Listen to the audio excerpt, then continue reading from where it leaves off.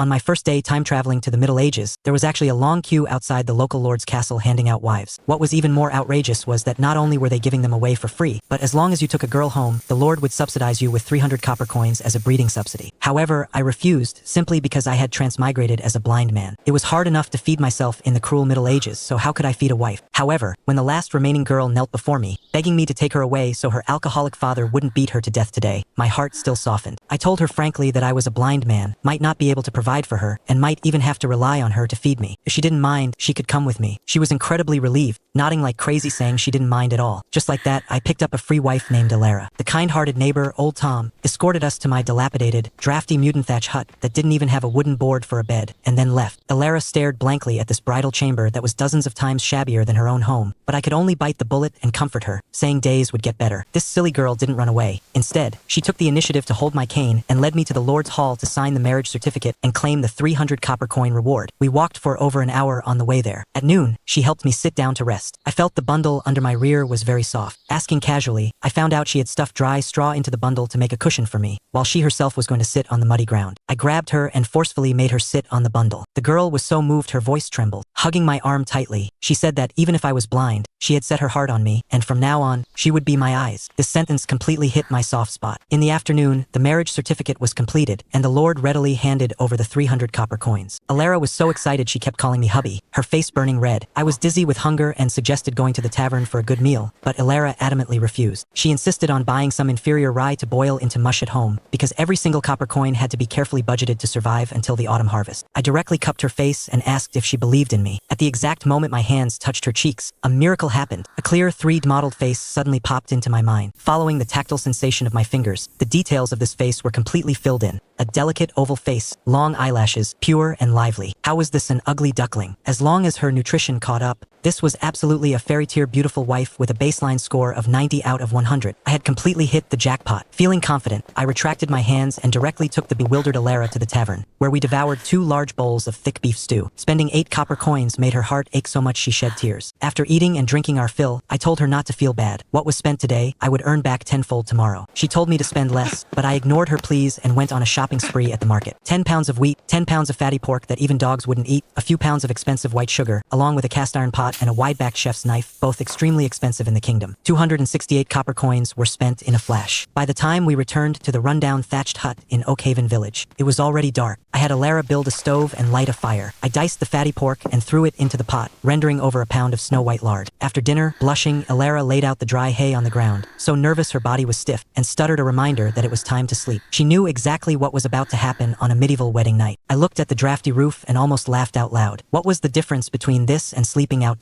I completely dispelled her worries, telling her to sleep peacefully and that we would talk about making babies after we built a new house. She breathed a long sigh of relief, ran to the innermost corner to lie down, and spent the whole night in fearful anticipation. The next morning, I snapped my eyes open. Although my eyes still couldn't see, I found that my 5 senses had sharpened to a terrifying degree. Hearing, smell, and physical fitness had entirely doubled. Even more outrageously, a holographic modeled world with me at the center and a radius of 5 meters appeared in my mind. Every detail in the thatched hut, including the soundly sleeping Alara, was clearly visible. I named the superpower the mind's eye. I got up, picked up the knife, and prepared to make breakfast. Alara was woken by the noise and was terrified, thinking I was going to do something drastic. After washing up, I began to show my true skills. I heated the pot, melted the lard, poured in the high-tech corn seeds I had hidden in my belt when I transmigrated, and shook the pot crazily. Hearing the crackling sounds from the pot, Alara's eyes almost popped out. A small bowl of seeds had actually popped into a huge pot of puffed rice. Next, I melted the white sugar and water, poured in the popcorn, mixed it evenly, and molded it into balls by hand after it cooled. The honey caramel popcorn ball, a snack absolutely unique in the Middle Ages, was born. The cost was less than 10 copper coins, and I priced them at 1 copper coin each. In the afternoon, carrying a bamboo basket filled with 200 popcorn balls, I took Alara straight to the grand market of the kingdom's capital, London City. Once there, Alara was too shy to open her mouth, so I just let my voice out and hawked the goods. Soon, a mother and son were attracted. I smoothly used a sales pitch to provoke them, and the kid ran off with the popcorn ball to show off to other noble kids. This hunger marketing tactic worked wonders. In less than half an hour, dozens of kids and adults surrounded us. 200 popcorn balls sold out in an hour. Looking at the heavy 200 copper coins in her hands, Alara trembled with excitement. We immediately went to buy more corn and new bamboo baskets, working overtime through the night to make 600 more. The next day, we went back to the grand market and completely sold out again. Deducting the costs, we netted over 500 copper coins a day. Alara had never seen so much money in her life, and she looked at me with pure worship. Over the next half-month, we stuck to making exactly 600 a day. London City had a population of hundreds of thousands. This tiny supply wasn't even enough to fill the gaps between their teeth. Popcorn balls completely blew up across every street and alley. Relying on this exclusive business, we saved up a full 5 silver coins. I hired a carpenter to make a large oak bed and bought plenty of wool bedding. Every night, sleeping while holding Alara's nutrition was catching up, and whose figure was becoming more and more devilish. Life was beautiful. But today, I decided to halt production.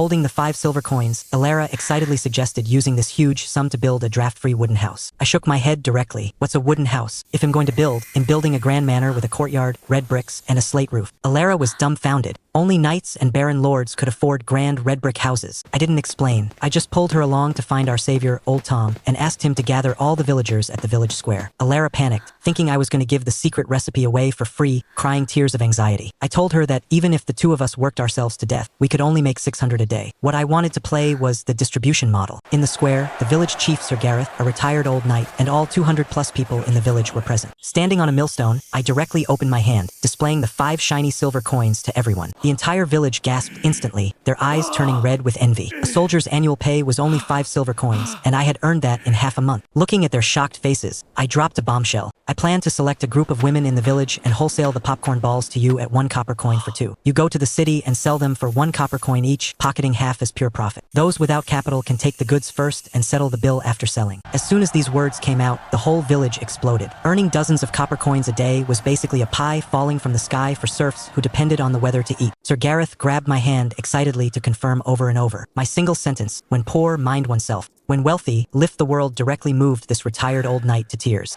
He drew his sword on the spot to stand up for me, cursing out the villagers who had previously gossiped behind my back. Instantly, over 50 village women surrounded me tightly, frantically signing up. Early the next morning, I distributed all the popcorn balls we made overnight to these 50-plus people. Just as I finished, Old Tom's disabled wife, Aunt Mary, limped over, blushing as she said they had nothing to eat at home, and begged for a few to sell. Without a second word, I pulled out 100 copper coins and hired Old Tom and his wife at a high salary to work full-time at my house making popcorn balls. A life-saving grace must be repaid abundantly. By evening, the village women who went to the city to sell goods all returned. Not a single item was left. Without even stepping out of my house, I netted 2,300 copper coins a day lying down. As life improved, the range of my mind's eye wildly expanded to a diameter of 30 meters. Throwing away my cane, I walked smoother than a normal person. With money in their pockets, every household in the village looked at me like I was the god of wealth. The time was ripe. I carried 2 bags of snacks to visit the village chief, Sir Gareth. This old man had horses and cows, and his eldest son was an officer in the Royal Garden Absolute Heavyweight. I cut to the chase and proposed building a brick kiln in the village to fire red bricks to build houses. If it succeeded, the whole village could live in brick and stone houses that feared neither wind nor rain. Gareth's eyes lit up upon hearing this. He immediately summoned the village's strongmen, and dozens of burly brothers followed me, frantically digging clay in the lower reaches of the river valley. Following the structures I had seen in my past life, it took us only 2 days to build a giant updraft kiln. The whole village went shirtless to mold adobe bricks. Once dried, we sealed the kiln and lit the fire. After burning for 2 days and 2 nights, the day we stopped the fire and opened the kiln, Gareth was the first to rush in. When the heat wave dissipated, he ran out with a glowing red face, holding 2 bright red bricks. Striking them together, the sound was incredibly crisp. The kingdom's first batch of modern red bricks was successfully fired. The whole village boiled over, and 3 more kilns were built in succession. Red bricks poured out continuously. I immediately brought out the blueprints for the 300 square meter grand manor I had drawn up long ago and prepared to break ground. But you can't build a brick house with just red bricks. You also need cement. I told Gareth I needed a massive amount of limestone. Gareth frowned, pondered for a moment, and then slammed his hand down, saying, "Head, take care of it." Early the next morning, this usually low-profile old village chief changed into a crisp black surcoat, mounted his old horse, and headed straight for London City. He traveled along the King's Road, heading straight for the gates of the Royal Red Keep. Facing the interrogation of the heavily armored royal guards wielding halberds, Gareth's expression didn't change. He unhurriedly pulled a golden signet ring from his breast pocket. Seeing the lion crest on the signet ring clearly, the guards' faces instantly changed. Stuttering, they said, "Old sir, this is the private seal of the abdicated old king. The current King Edward has just ascended the throne. I don't know if this ring is still valid today. Please don't move. I will immediately go to the inner court to report." My village chief, Uncle Gareth, holding the old king's personal guard seal, directly scared the wits out of the Red Keep guards. Once the current King Edward learned of this, he went with the flow and withdrew the inner court guards who were keeping the old King Henry under house arrest. As soon as Gareth entered the inner court and saw the down-and-out old King Henry, he directly pulled out the popcorn balls I made. Old Henry ate them with a crunch, his eyes shining. Hearing Gareth talk about how I lifted the whole village out of poverty and fired red bricks that benefited the commoners, he thought of me as a heavenly genius. He immediately decided to personally go find his son Edward to help me get limestone to build a big house. On King Edward's side, he was just discussing with his prime minister about issuing a decree of granting titles for miraculous deeds, announcing that whoever could solve the people's livelihood problems would be granted a noble title. Hearing his father say that I used yellow mud to fire sturdy red bricks and could use limestone to make cement, Edward slapped his thigh in excitement. This was a miraculous deed that could allow all the people in the world to withstand the bitter cold. He decided on the spot that once verified, I must be heavily rewarded. Old Henry also used this opportunity to demand the right to freely leave the palace for incognito visits. Meanwhile, I was taking the village veteran Bruce, driving a carriage to London City for a major shopping trip. With money in hand, I directly spent a massive sum of 17 silver coins to buy a top-quality black walnut wood cane, making Bruce's heart ache so much he cursed me for being a spendthrift. At noon, we passed by the royal gardens, where a high-end aristocratic poetry gathering was taking place. Bruce, this country bumpkin, stared at the top-tier noble beauties in the pavilion, gulping wildly. His lecherous gaze directly provoked Lady Eleanor, the daughter of the Duke of Lancaster, and Princess Isabella, King Edward's eldest daughter. The two noble young ladies rushed out aggressively. Lady Eleanor showed no mercy, viciously lashing her riding crop onto my shoulder, cursing us as peeping hooligans and rogues. My shoulder burned with pain, but I didn't lose my temper. Instead, amidst Bruce's curses, I slowly stood up, picked up my cane, and said in a gentle, highly apologetic tone, I am sorry, two noble ladies. I shouldn't have faced you. It's truly because I am blind and cannot see. I've caused you trouble. I'm sorry. After saying that, I tapped the ground with my cane and stumbled away. That's right, this move is called destroying the spirit. The spectating nobles and commoners instantly blew up, criticizing the two ladies for being unreasonable and bullying a poor blind man. Eleanor and Isabella looked at my hazy eyes. Their minds went blank instantly, their faces turning deathly pale. How important is reputation to medieval noblewomen? They had beaten a blind man indiscriminately, and a sense of guilt instantly swallowed them. Eleanor covered her face and broke down crying. I'm so awful. Princess Isabella burst into tears even more wildly, chasing out to apologize but couldn't find me, clutching her chest and crying bitterly. This single wave directly left the two ladies depressed, hiding at home washing their faces with tears every day, causing their two old fathers, the Duke and the King, so much worry their hair almost turned white. To prevent being hit by blind fools in the future, I bought a purebred tall horse, various spices, and conveniently tore a 3-finger-wide piece of black silk to blindfold my eyes. Blindfolded with black cloth, my aura instantly became mysterious and unfathomable. That night, Elara nestled in my arms, feeling distressed over my lavish spending during the day. Holding her, I only felt that this sense of security couldn't be traded for 1,000 gold. Early the next morning, a miracle occurred. I opened my eyes and found that my mind's eye ability had actually evolved. The originally black and white 3D perception world had turned into full color, and the range had expanded to 50 meters. Turning to look at Elara beside me, I almost got a nosebleed in the vision of my mind's eye. This girl was simply a flawless, supreme stunner. Not only that, my physical fitness skyrocketed, granting me the terrifying strength of 7 or 8 grown men. In a great mood, I personally went to the kitchen to knead dough. Bringing out the expensive refined salt, I pan-fried a few soft egg pancakes for her. Watching my skillful movements and eating the delicacies she wouldn't have dared dream of before, Elara was so moved tears fell pat-pat, swearing to serve me well in the future. At this time, the abdicated old King Henry, bringing 4 royal knights and using the alias Old Harry, quietly came to our Oakhaven village for an incognito visit. Wandering around the village with his hands behind his back, he happened to see me directing the strongmen building the manor. To prevent them from inhaling limestone powder, I had everyone wear homemade linen masks. This advanced awareness of protection opened Old Harry's eyes. At noon, I had Elara buy over 100 pounds of pork, preparing to feast the whole village. Medieval pork was considered peasant meat, something nobles completely disdained. But I chopped the pork into chunks, blanched it, added spices like cinnamon and star anise, caramelized the sugar, and stewed it for a full 2 hours. The moment I opened the pot, the rich meat aroma was like a nuclear explosion, instantly sweeping across the village. I had someone bake 1,000-layer flatbreads, scooped out the steaming braised pork, chopped it up, and stuffed it into the bread. One bite, and it was rich but not greasy, mouth-watering. The men of the village ate until their eyes turned red.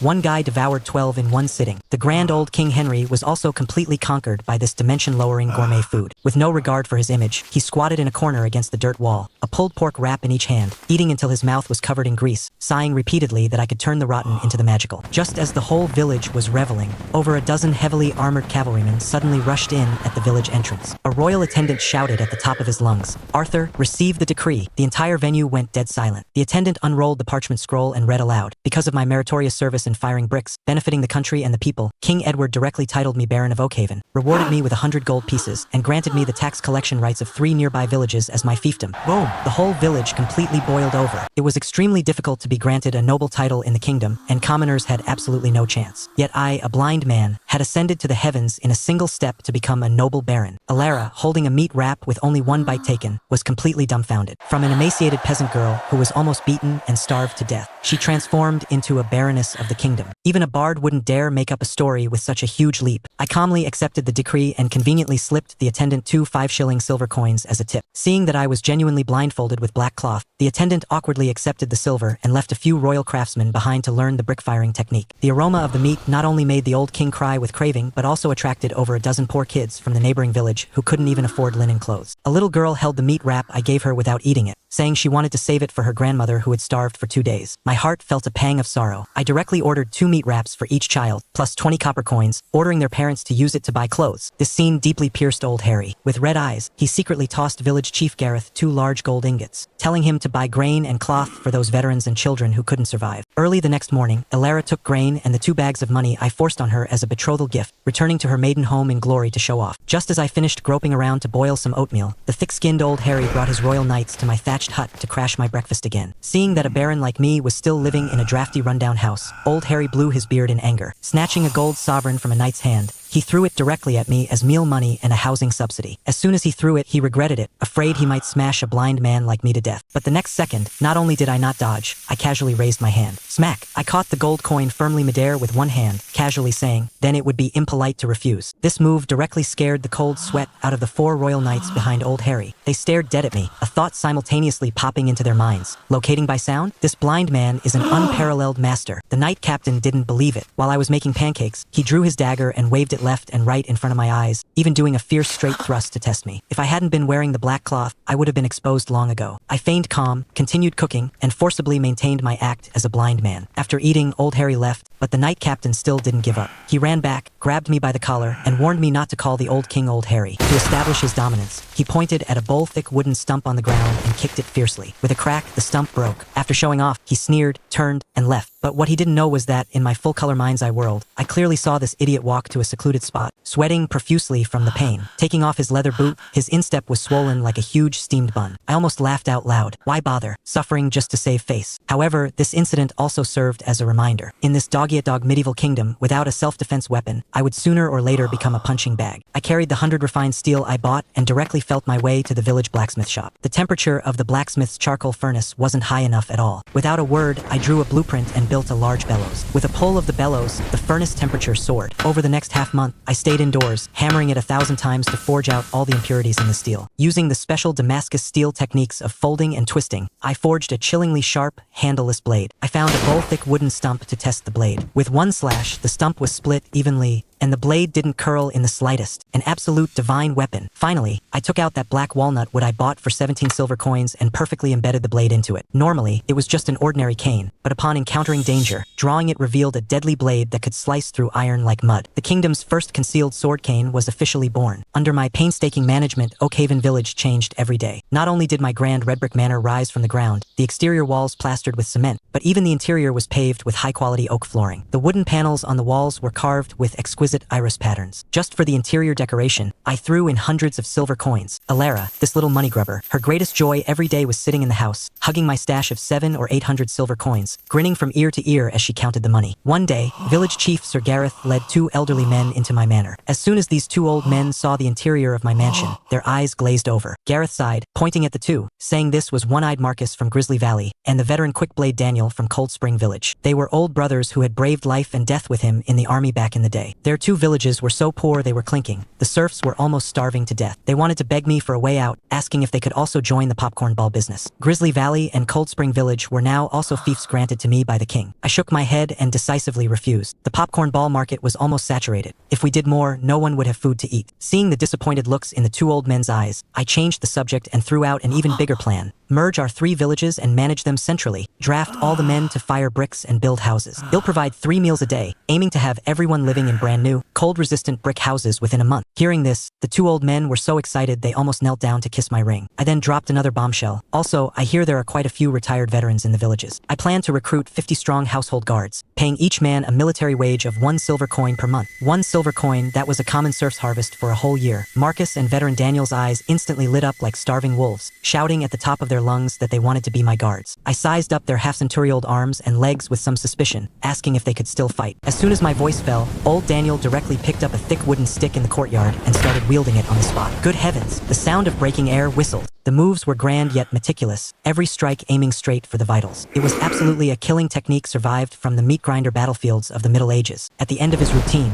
the old man actually leaped up and landed lightly and steadily on top of the 3-meter-high stable. I was dumbfounded. How is this a retired old man? This was clearly a hidden Templar knight-level master. I made the decision to recruit him on the spot without a second word. The next day, with a stroke of my pen, I withdrew 600 silver coins and had Gareth go to London City to buy 50 high-breed warhorses. Alara, hugging her severely shrunken money bag, slumped on a small wooden stool, crying in heartbreak, complaining resentfully that I spent our entire fortune in one day. I pulled her into my arms, unceremoniously occupying that soft high ground, and smiled to comfort her that money is a bastard, spend it all and well earn it back. In this chaotic Middle Ages, with our family being so rich, if we didn't have armed forces to protect us, we'd be robbed clean by bandits and rogue knights sooner or later. Recruiting guards is money to save our lives. 50 battle-hardened veterans quickly assembled. To intimidate these army hooligans, I specifically arranged for a ruthless man named Blackbeard Blake to play the bad cop. It was said this Blackheart fellow used to hollow out Viking pirate skulls to use as wine bowls on the northern battlefield, known as the living king of hell. He glared, releasing killing intent, and declared, "The Baron has given us houses to live in and a way to survive. If anyone dares to bite the hand that feeds us, he'll personally skin him alive." As soon as his voice fell, a man with a hideous scar on his face stepped forward, sneering in agreement. His lordship's kindness to us is heavy as a mountain. If anyone dares to betray him, Blake won't need to do it. He'll slit my own throat first. With this combination of grace and might, the 50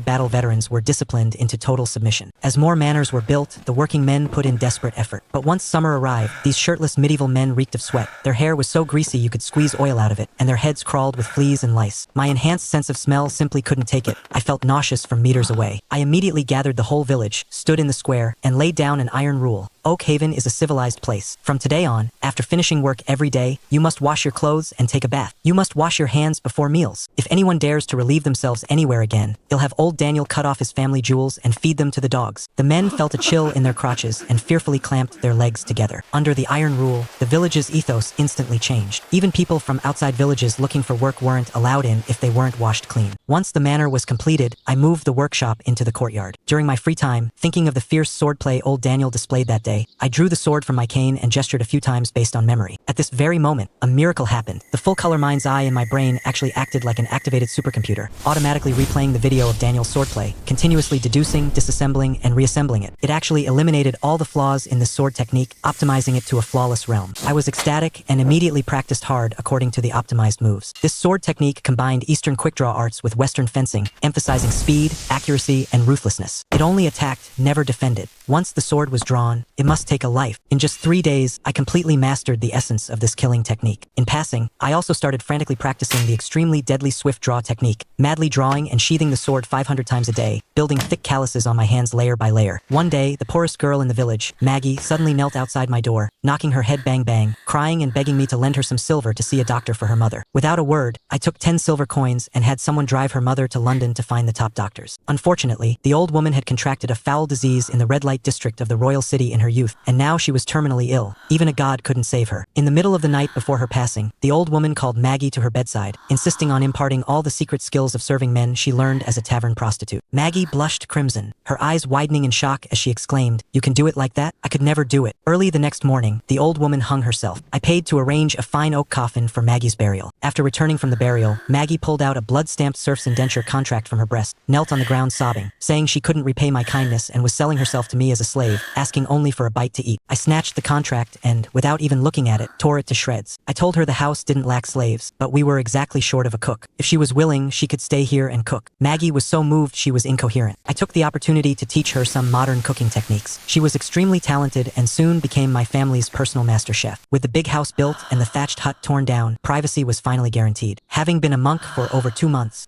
I finally welcomed the blooming of spring. In the dead of night, I pulled El Arajo had just taken a rose essential oil bath and exuded a faint fragrance into the high-end velvet bedding. She blushed scarlet, trembling as she begged me to blow out the candle. I patted her in exasperation, saying, "Your husband is a blind man. Is there a difference between lights off and lights on?" She froze, then obediently stopped struggling. That night of rolling in the clouds and rain, I completely bid farewell to my monk's life. Early the next morning, village chief Gareth led old Harry, 2 old men, and a chubby 7 or 8-year-old boy, coming to my house with faces full of joy for a housewarming. As soon as old Harry entered, he impatiently had someone boil the top-tier noble tea he brought. Medieval tea boiling meant crushing the tea leaves and throwing them into a pot with scallions, ginger, garlic, pepper, and salt in a chaotic stew. I took a sip, and the weird taste filling my mouth almost made me spit it out on the spot. I mocked him unceremoniously. "Old Harry, this garbage of yours, if I fed it to my horses, even the horses wouldn't drink it. Tomorrow I'll let you taste what real tea is." Old Harry blew his beard and glared, cursing me for not knowing a good thing. Just then, the little fatty beside him stared eagerly at my family's freshly fried pork cutlets, drooling. I looked with my mind's eye. This little doll was round and very lovable. Old Harry rubbed the little fatty's head and called him Little Fat Bear Richard. Wait, Richard, the current king's most favored second son, Prince Richard, wasn't his nickname Little Fat Bear? And he called Old Harry grandfather. My mind went boom. Then this old Harry, wasn't he the abdicated old King Henry? Then the two old men beside him were absolutely the Cabinet Prime Minister Duke William and the Chief Justice Thomas. My heart trembled violently, but on the surface, I was as steady as an old dog. Pretending I knew nothing, I handed Richard a piece of meat cutlet. Little Richard ate until his mouth was covered in grease, saying innocently that since I treated him to delicious food, he would go back and have his father find the archbishop to cure my eyes. I sighed and said with feigned profundity, "Being unable to see actually brings peace. Besides, your little Richard has a kind heart. As the saying goes, man is born with a soul of pure light. It is the ways of the world that cast shadows." As soon as these words fell, old King Henry, Prime Minister William, and Chief Justice Thomas, the three old men were instantly struck as if by lightning and stood up abruptly. Thomas excitedly bowed to me with his hand over his heart, begging me to finish reciting. I casually recited a modified version of Western philosophical maxims. The rhythm, full of the great Tao of enlightenment, left these three big shots absolutely mesmerized. Henry excitedly asked me who wrote it. I started talking nonsense. I was hunting in the snowy mountains of the Highlands, and I met an immortal old man who taught me. Before he left, he chanted, "In the silver city above the clouds, an angel stroked the crown of my head, granting me the breath of eternal life, and then a flash of white light blinded me." Silver City? The old king and the prime minister gasped, trembling with excitement. That was the location of the legendary paradise realm, Elysium. Henry slapped his thigh in jealousy,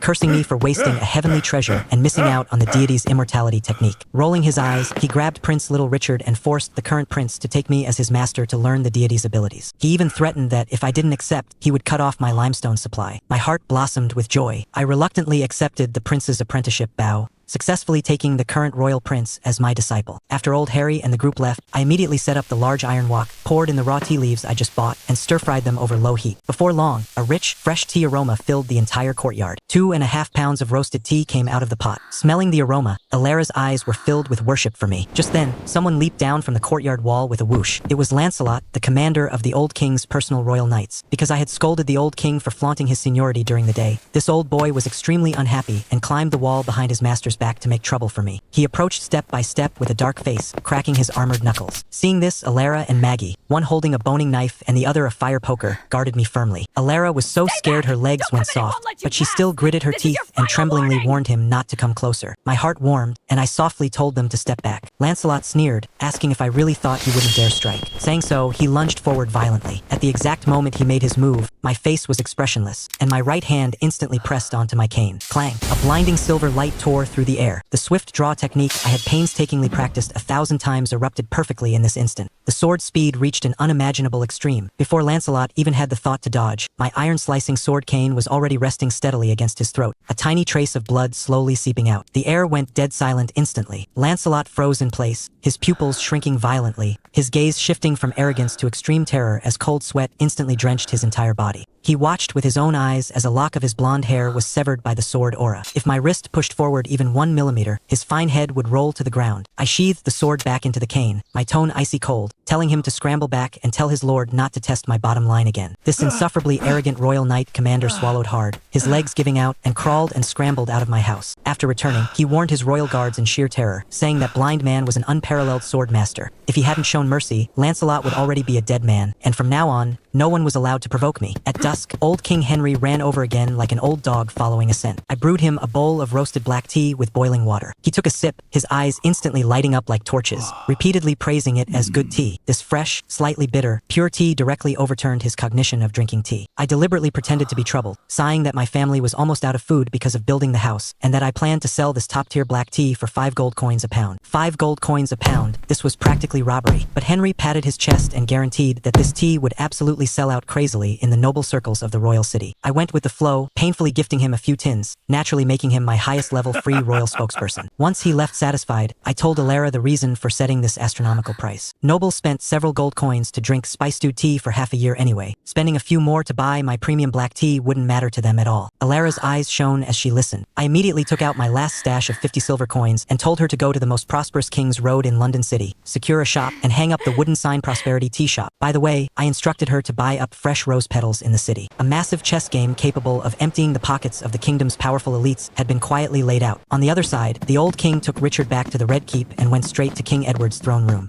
He bluffed about what he saw and heard in the village, insisting on leaving the little prince in my village to gain experience, using the excuse of observing the people's conditions. With this grandfather-grandson duo acting as my free protective talismans and ATMs, I had completely established my footing in the kingdom of Albion. As soon as this old boy, the old king, returned to the palace, he showed off big time in front of his son Edward. As soon as he opened the tea tin I gave him, the tea aroma filled the hall. Edward usually drank tea soup stewed with scallions, ginger, and garlic. When had he ever seen such a display? Old Henry haughtily had someone bring boiling water, grabbed a handful of tea leaves, and brewed it directly, disdainfully telling Edward, "Boiled tea is for the lower class to drink. We royalty must steep it." Edward held the golden cup and took a sip. The fresh, sweet aftertaste texture directly made him doubt his life. Seeing his son's country bumpkin appearance, old Henry felt ecstatic. Amidst the joy, Edward sighed, saying there was a severe drought along the northern wall. Tens of thousands of commoners had no harvest, but the national treasury was empty, and there was no money for disaster relief. The little chubby Richard, listening on the side, secretly noted this down, planning to ask me, his newly acknowledged teacher, for a countermeasure. While the old king acted as a free promotional ambassador in the palace, I wasn't idle at home either. Baskets of fresh tea leaves and rose petals were transported into the courtyard, and I worked overtime through the night with the pretty cook Maggie. Mixing fresh tea with petals and roasting them, the high-end customized rose black tea and original emerald green tea were born. I worked until the middle of the night. Just after taking a bath and going to bed, a scream and the sound of something heavy hitting the floor suddenly came from the bathroom. I jolted awake, threw on some clothes, grabbed my cane,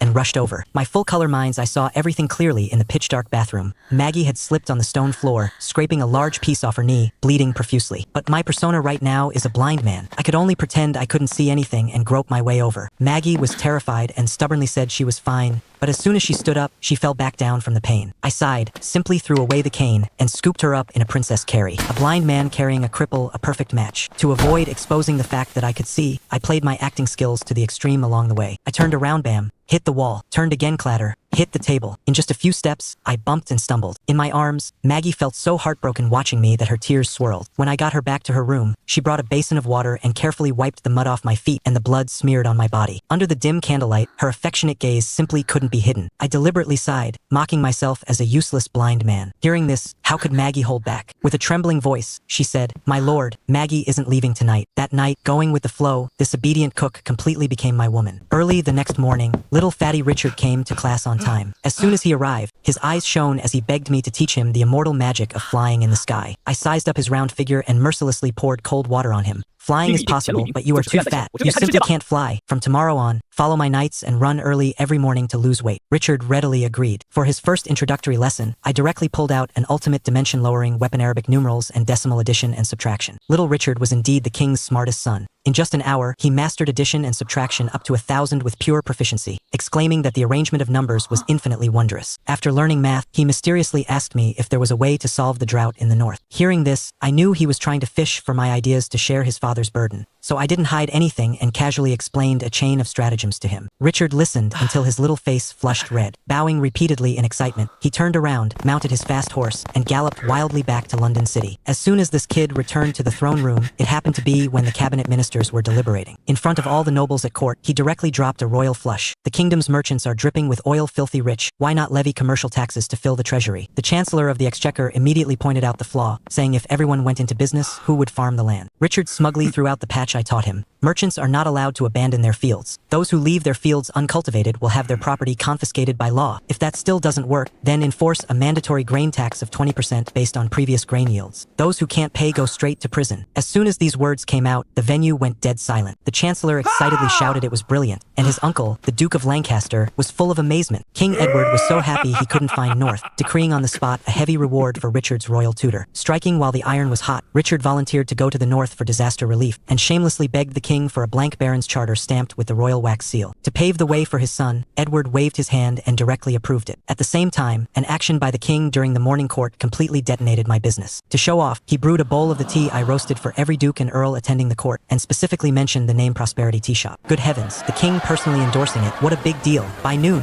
the originally deserted tea shop instantly had its threshold trampled by high officials and nobles. The kingdom's generals and marquee bosses personally lined up to pay, smashing handfuls of gold coins onto the counter like they were worthless. The 5 gold a pound green tea and 10 gold a pound rose black tea sold out instantly. When Alara drove the carriage back in the evening, she was trembling all over with excitement. In one day, we made a crazy profit of 850 gold coins. This was a massive fortune others couldn't earn in several lifetimes. Seeing her ecstatic, miserly look, I took the opportunity to propose a reward demand. That night, blushing, she fulfilled her promise of absolute obedience to me, and the taste was incredible. Once you have money, you must expand. The next day, I immediately called village chief Gareth, telling him to raise wages and build a large workshop in the village. I planned to buy a batch of indentured slaves to set up assembly line tea production, firmly controlling the core technology. Meanwhile, Prince Richard brought his secretly scheming uncle, the Duke of Lancaster, to set up an extremely sinister trap banquet at the Plantagenista Tavern in London City. They invited all the kingdom's biggest grain merchants. The Duke of Lancaster first bluffed crazily, saying His Majesty planned to abolish the lowly merchant class, but the ministers opposed it, and it was Prince Richard who fought against all odds to win everyone a chance. Richard appropriately pulled out that blank baron charter and coldly threw out the reserve price. Whoever can bring out 50,000 bushels of grain to relieve the disaster victims, this hereditary barony is his. Ascending to the nobility depends on today. The grain merchants were all dumbfounded. 50,000 bushels was no small number. Seeing no one speak, Richard made a gesture to leave. Just then, a grain merchant named Hawkins suddenly jumped out, shouting he was willing to offer 80,000. Hearing this, the kingdom's biggest bully tycoon, the greedy Fatty Barry, became anxious and instantly clashed with Hawkins. I offer 100,000. Who dares compete with me? After Hawkins threw some harsh words and left angrily, Fatty Barry got the charter as he wished and happily ran back to gather the grain. Outside the tavern, the Duke of Lancaster gasped in shock at the 100,000 bushels of grain. But Richard sneered and revealed the mystery. It turned out that Fatty Barry was a mega-corrupt official who constantly sucked the blood of commoners, his private wealth thicker than the national treasury, and with a notorious record. Richard had secretly bribed Hawkins the night before to act as a shill, deliberately enraging the Fatty to raise the price. Once the Fatty handed over the grain and relieved the disaster, Richard would turn around and hand over the evidence of Barry persecuting commoners to the Inquisition, not only stripping him of his title but also sending him to the gallows. After hearing this, the Duke of Lancaster looked at his 80-year-old nephew in horror, first using the noble title as bait, then arranging a shill to provoke him, and afterward sharpening the knife to butcher the fat pig. This interlocking venomous plot was simply chilling. Richard even added a naive stab. "Uncle, my teacher taught me all this. Teacher said, you must fatten the pig before killing it." The Duke's mind conjured up the pedantic old face of the tutor, absolutely unable to believe this was a venomous scheme that old scholar could come up with. The disaster relief convoy set off majestically. On the road, Richard kept my instructions in mind, dragging his uncle for a cross-country run before dawn every day. Half a month later, when the two returned to London, the originally chubby little bear had slimmed down considerably, tanned as dark as a commoner. King Edward, seeing his son's appearance in court, felt his heart ache so much he shed tears on the spot, pointing at the court nobles and scolding them for questioning the prince. The Duke of Lancaster stepped forward to deliver his report, excitedly announcing, the northern drought was perfectly resolved. Not only did they not spend a single copper coin or grain from the royal family, but they also squeezed an extra 30,000 bushels of grain from the profiteers to bring back and fill the national treasury. The entire court of nobles was dumbfounded. Edward excitedly pressed to know who came up with the strategy. The Duke cast his gaze toward the royal tutor, Scholar Waldo. The old scholar looked completely bewildered, crossing himself in terror, swearing this was absolutely not his doing. The Duke of Lancaster simply revealed the entire chain of schemes, the catching a white wolf with empty hands and killing the fat pig. Above the grand hall, the sound of ministers gasping could be heard rising and falling. The officials who were just marveling a second ago now completely changed their gaze. The Chief Justice, Sir Sterling, and a group of conservative nobles stepped forward to impeach, warning the king with agonizing heartbreak, "Your Majesty, the person scheming for the prince has such a meticulous mind and such sinister, ruthless methods. The prince is young. Following such a person, what he learns is not the righteous path of a holy knight, but the Machiavellian tactics of a devil. We absolutely cannot let the prince contact this person anymore." The king's original joy was instantly extinguished. His brows locked tightly as he fell into deep hesitation. The Duke of Lancaster also remained silent. Clearly, he too felt that the mastermind behind this was far too dangerous. Meanwhile, eager to share his joy, little Richard had run all the way back to my manor in Oakhaven village in one breath. Before he even entered the house, just by hearing his lighter footsteps, I concluded he had lost weight. Richard excitedly recounted everything that happened in court word for word, waiting for my praise. But I didn't even even bat an eyelid. While eating my meat cutlet with a fork, I frowned slightly and sighed. Richard, you've caused trouble. These methods are too ruthless. Your father and those self-righteous courtiers will definitely think there's a sinister and ruthless schemer behind you, terrified that you'll be corrupted. If I guess correctly, your father is about to issue a decree grounding you, forbidding you from leaving the castle to study. The smile on Richard's face instantly froze, turning pale with fright. Teacher, teach me. I haven't even learned your flying technique yet. If my royal father grounds me, it's all over. I sneered. With me here, what are you panicking about? I immediately called Maggie over and brought out a roll of premium parchment and a quill. Although I pretended to be blind, my mind held the cultural treasures of 5,000 years of China. Unhurriedly, I translated ancient Chinese poetry into majestic Western epic formats and recited them.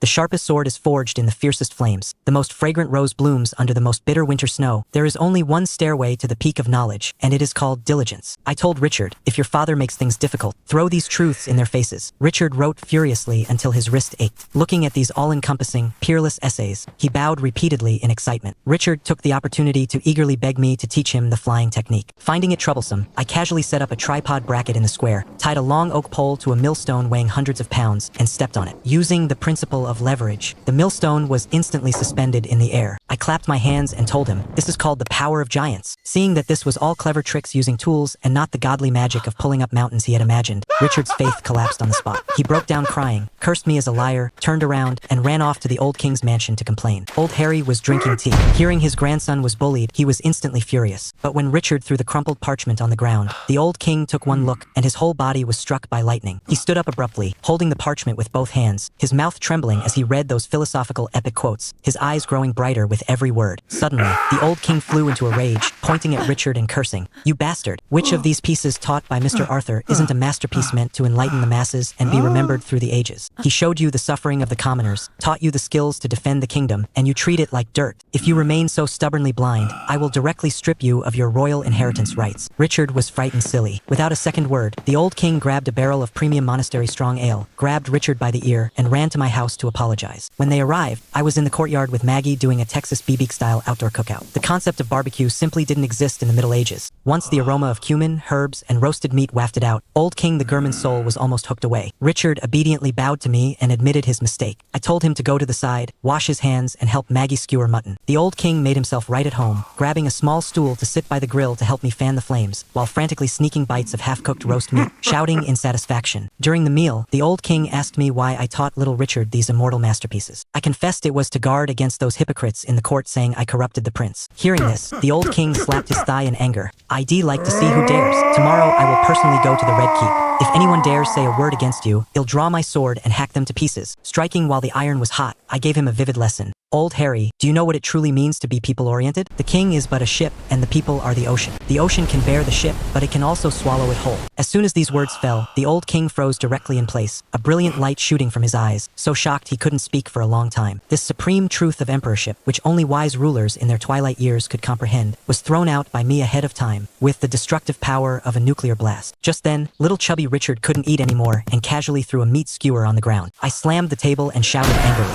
"Do you not know the poem? Who knows that every grain of food on the silver platter is the bitter sweat dripping from the farmer under the blazing sun?" This Western version of sympathy for the peasants once again left the old king's scalp tingling with shock. Richard shuddered in fear, quickly picked up the meat skewer from the ground, wiped the dust off, and swallowed it in 2 bites. After eating and drinking their fill, the old king got dead drunk and was carried away by the knights. I also feigned drunkenness and lay on the bed. Maggie, this little lass, felt ripples in her heart. Not only did she take off my boots and wipe my body, but she also shyly wanted to offer herself. Using the alcohol as an excuse, I flirted heavily with her, causing her to blush deeply and run away covering her face. I laughed inwardly. This girl wouldn't escape the palm of my hand sooner or later. The next day, I took Maggie in a carriage to London City to inspect the shop. As soon as I arrived at Prosperity Tea Shop on the King's Road, I heard a foreigner yelling and blabbering inside the shop. The Lara and the subordinates couldn't understand him and were sweating profusely with anxiety. I took a look with my mind's eye. It was a Moorish merchant in a silk robe, holding a cheap colored glass bead, smugly showing off to the local nobles watching, saying this was the priceless Oriental Treasure Dragon's tear, and he wanted to trade it for 500 pounds of my premium black tea. People of the Great Tang.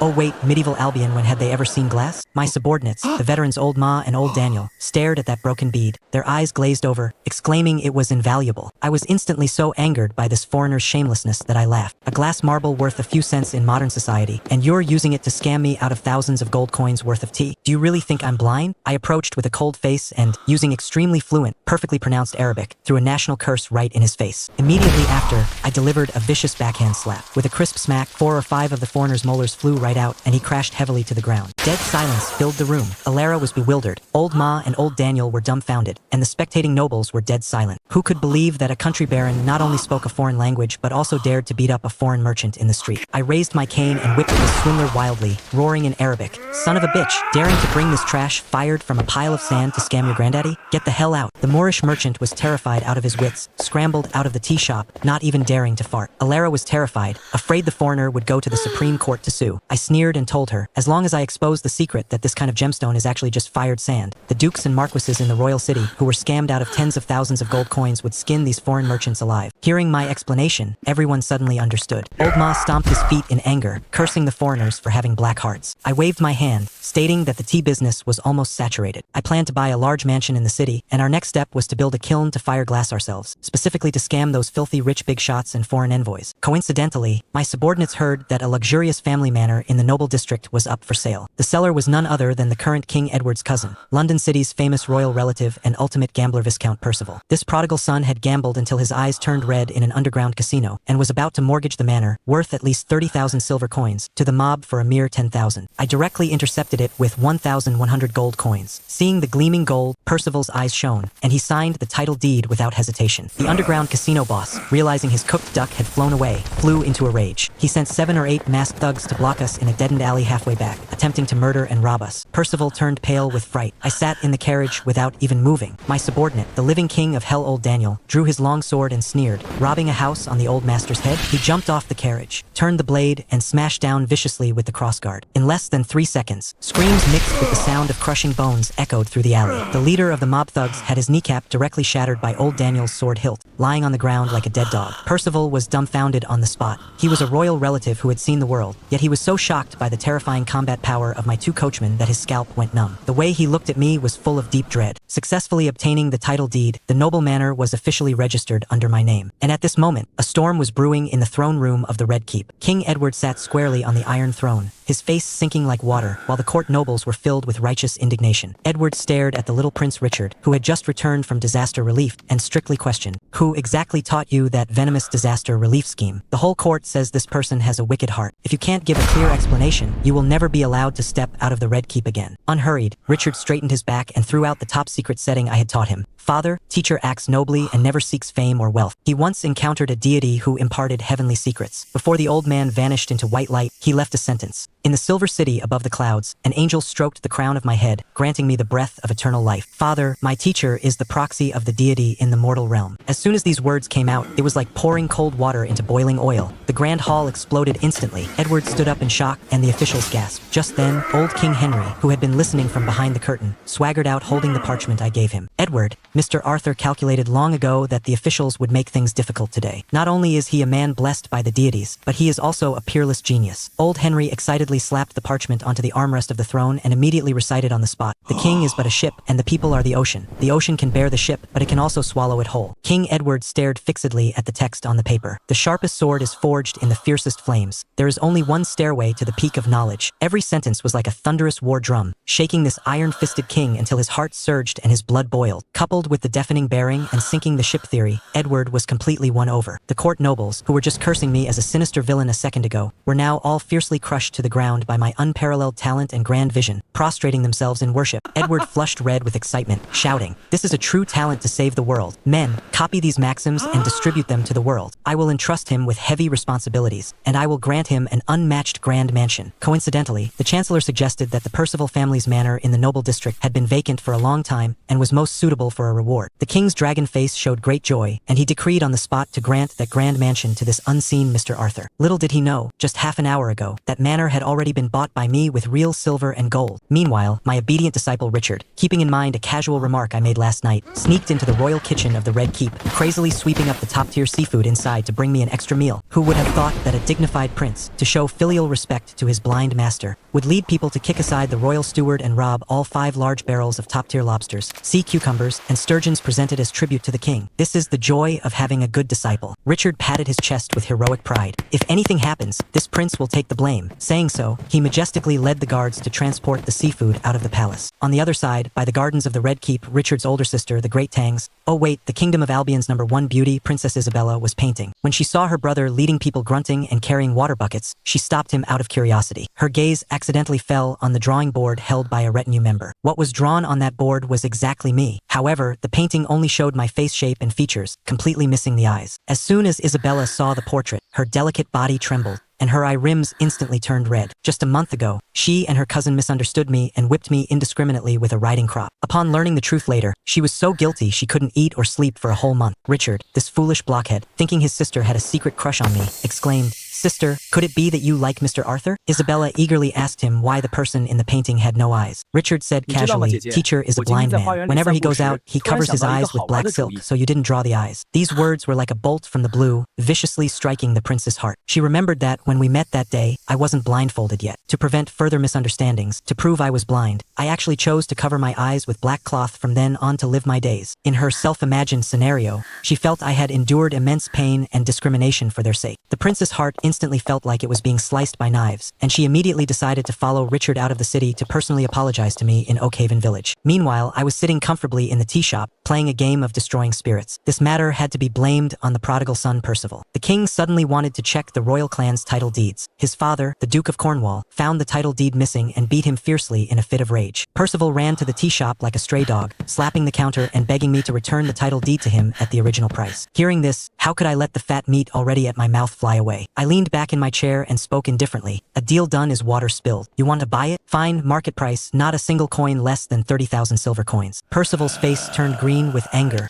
roaring that I was price gouging. I sneered, "If you can't produce the money, get out." If he didn't redeem it, his head would roll, so he could only run back through gritted teeth to get reinforcements. Half an hour later, the Duke of Cornwall, bringing 2 carriages of silver coins, arrived panting at the tea shop. Watching them deliver the money to my door like donkeys at a mill, I directly put on airs. I changed my mind. I'm not selling. To save their lives, the Duke could only suppress his anger, kicked his son out, and humbly begged me for a favor. I postured enough before letting Alara toss the title deed to them. Watching my subordinates load up a full 30,000 silver coins into our carriages, the Duke and his son's eyes turned red with envy. But was I afraid? Because the good show had just begun. The Duke and his son had just returned to their castle with the title deed to report back when the royal herald arrived at my tea shop with the king's decree. You could never guess what earth-shattering thing King Edward had done. He decreed directly granting that noble manor to me. The absolute best part was that when the herald read the decree, the Duke of Cornwall and Percival happened to be following right behind, witnessing all of this with their own eyes. When they heard specially reward one noble manor, the Duke and his son petrified on the spot, standing there dumbfounded like they had been struck by lightning. The house they had just spent 30,000 in blood capital to redeem from my hands a moment ago was handed back to me as a prize by the king the next moment. This meant I spent zero money. The house was still mine, and I had reverse earned 19,000 silver coins from the Duke's family. Alara was holding back her laughter so hard tears came out. After cleaning up this wave of low-level mobs, I took my wife back to the country manor. As soon as I got home, a joyous event exploded that shook my heart. Alara was pregnant. Not only was my wife kind, but she was also extremely protective of her husband. Thinking that with her pregnancy and needing to nourish her body, she was afraid of suffocating me. So she actually secretly worked on the cook Maggie's mindset, wanting to take Maggie as my personal companion concubine. Maggie had already secretly given her heart to me, so she agreed blushing. Just as I was thinking about this, Richard brought his seafood transport brigade rushing into the courtyard, and the one following behind him was exactly Princess Isabella. As soon as the princess entered the courtyard, she came before me nervously and apprehensively, lifting her skirt in a deep curtsy. "Mr. Arthur, it was my fault that day. I didn't know you could not see. I am full of guilt for the harm I caused you, and I came specially to apologize." My wife Alara's fur instantly bristled, questioning coldly, "So the whip mark on my husband's shoulder was lashed by you?" The princess quickly explained it was her cousin who did it. Hearing that every debt has its debtor, Alara's anger subsided. Seeing the princess come all this way to admit her mistake, I generously waved my hand. "A visitor is a guest, sit down and eat." I cooked personally, making garlic butter, roasted lobster, and pan-fried sea cucumber. In this Middle Ages where everything was either boiled or haphazardly roasted, my cooking skills were a dimensional strike. Initially, Isabella still minded her royal etiquette, but after a few bites, she completely let herself go, actually eating so much she let out a loud burp in public. The dignified princess blushed deeply. I teased her with a smile, and looking at our joyous and harmonious family atmosphere, a deep envy showed in the princess' eyes. After the meal, I took a bucket to water my experimental field. Planted in this garden were high-tech potatoes, corn, and tomatoes that could rid the kingdom of famine in the future. The princess came over curiously, and I casually replied, "Do me a favor, water each hole a little." Dead silence. The royal maids glared angrily, thinking I actually dared to make someone of the golden branch and jade leaves do heavy labor. But the princess carefully helped me me water, terrified of damaging these peculiar new crops. Before leaving, she specifically walked up to me and invited me to attend the midsummer poetry gathering held in the royal gardens 3 days later. On the 15th of April, the weather was clear. I took 2 guards and went to the royal gardens. The place was bustling with people. Various noble talents and beauties gathered in one hall. I was dressed in a black tailored formal suit, my eyes blindfolded with black satin, holding my cane, grasping that aura perfectly. This poetry gathering was hosted by the kingdom's chief archmaester, Alistair. The prize was, whoever could win the poetry laureate today would not only enter the Privy Council but could also marry his legitimate daughter as a wife. Just then, a harsh, mocking voice came from the side. An arrogant noble youth looked at me with disdain. A blind man dares to dream of winning the poetry laureate? You can't even see what flowers, grass, and trees look like. How can you write poetry? This person was exactly the kingdom's famous king of cuckolds, whose wife had cheated on him countless times behind his back, Lord Tristan. I unhurriedly stood up, cupped my hands, and smiled. So it is the famously renowned Lord Tristan. I have long admired that lush green prairie atop your head. Pardon my disrespect. As soon as these words came out, the nobles around who knew the truth trembled from holding back their laughter. Tristan actually thought I was praising his rich and fertile fiefdom. He smugly flicked his sleeves and walked away. The competition officially began. The topic was to praise the winter rose. Just as I was about to have my subordinate bite the bullet and write on my behalf, Princess Isabella and the Duke of Lancaster's daughter finally pushed through the crowd and found me. They bowed deeply in remorse and apology, and I waved my hand casually, considering the matter closed. Seeing that I didn't bring a quill, the princess smiled slightly and took the initiative to propose.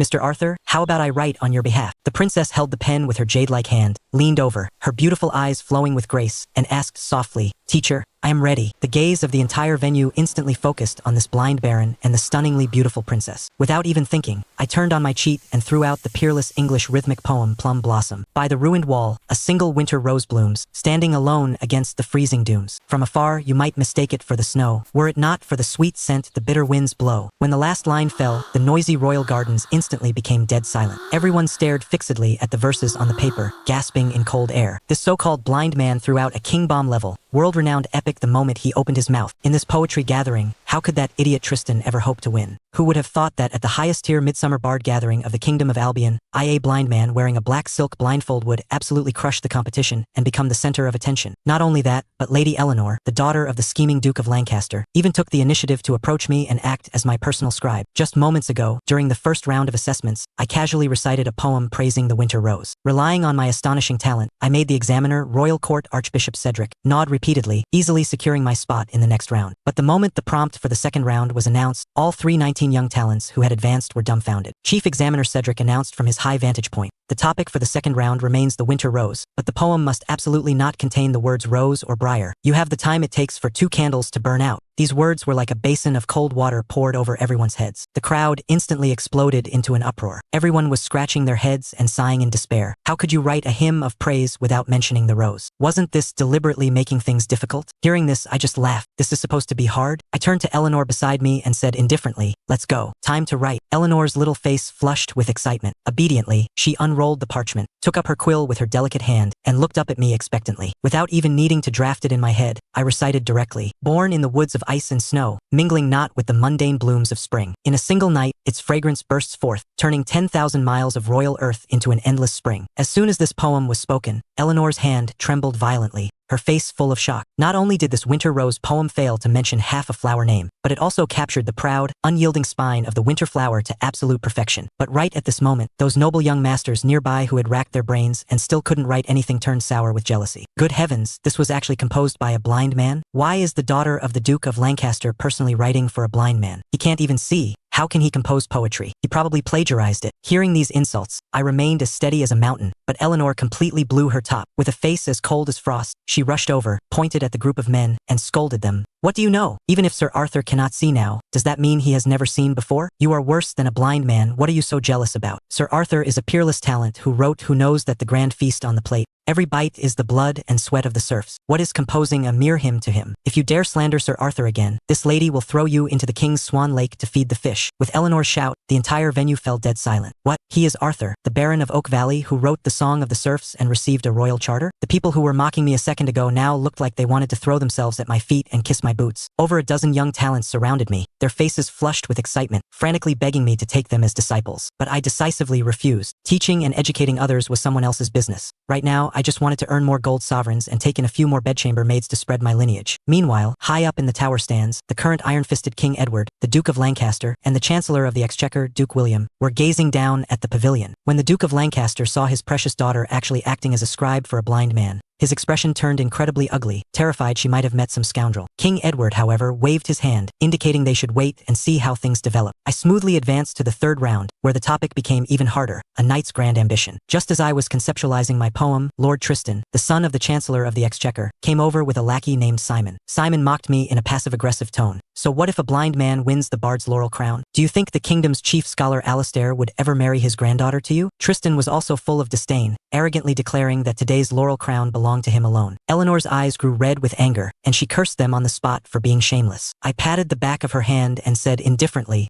"If a mad dog bites you, just ignore it. Are you gonna bite it back?" Tristan gnashed his teeth in anger. After throwing down some harsh words, he left, while Simon stayed behind, continuing to fan the flames. Outwardly, I remained expressionless. I lifted my concealed sword cane and struck it hard against the stone steps, knocking loose a few pieces of gravel. I casually picked up a piece of gravel, and using my mind's eye holographic radar senses to pinpoint his location by sound, I flicked my fingers and shot it out with explosive force.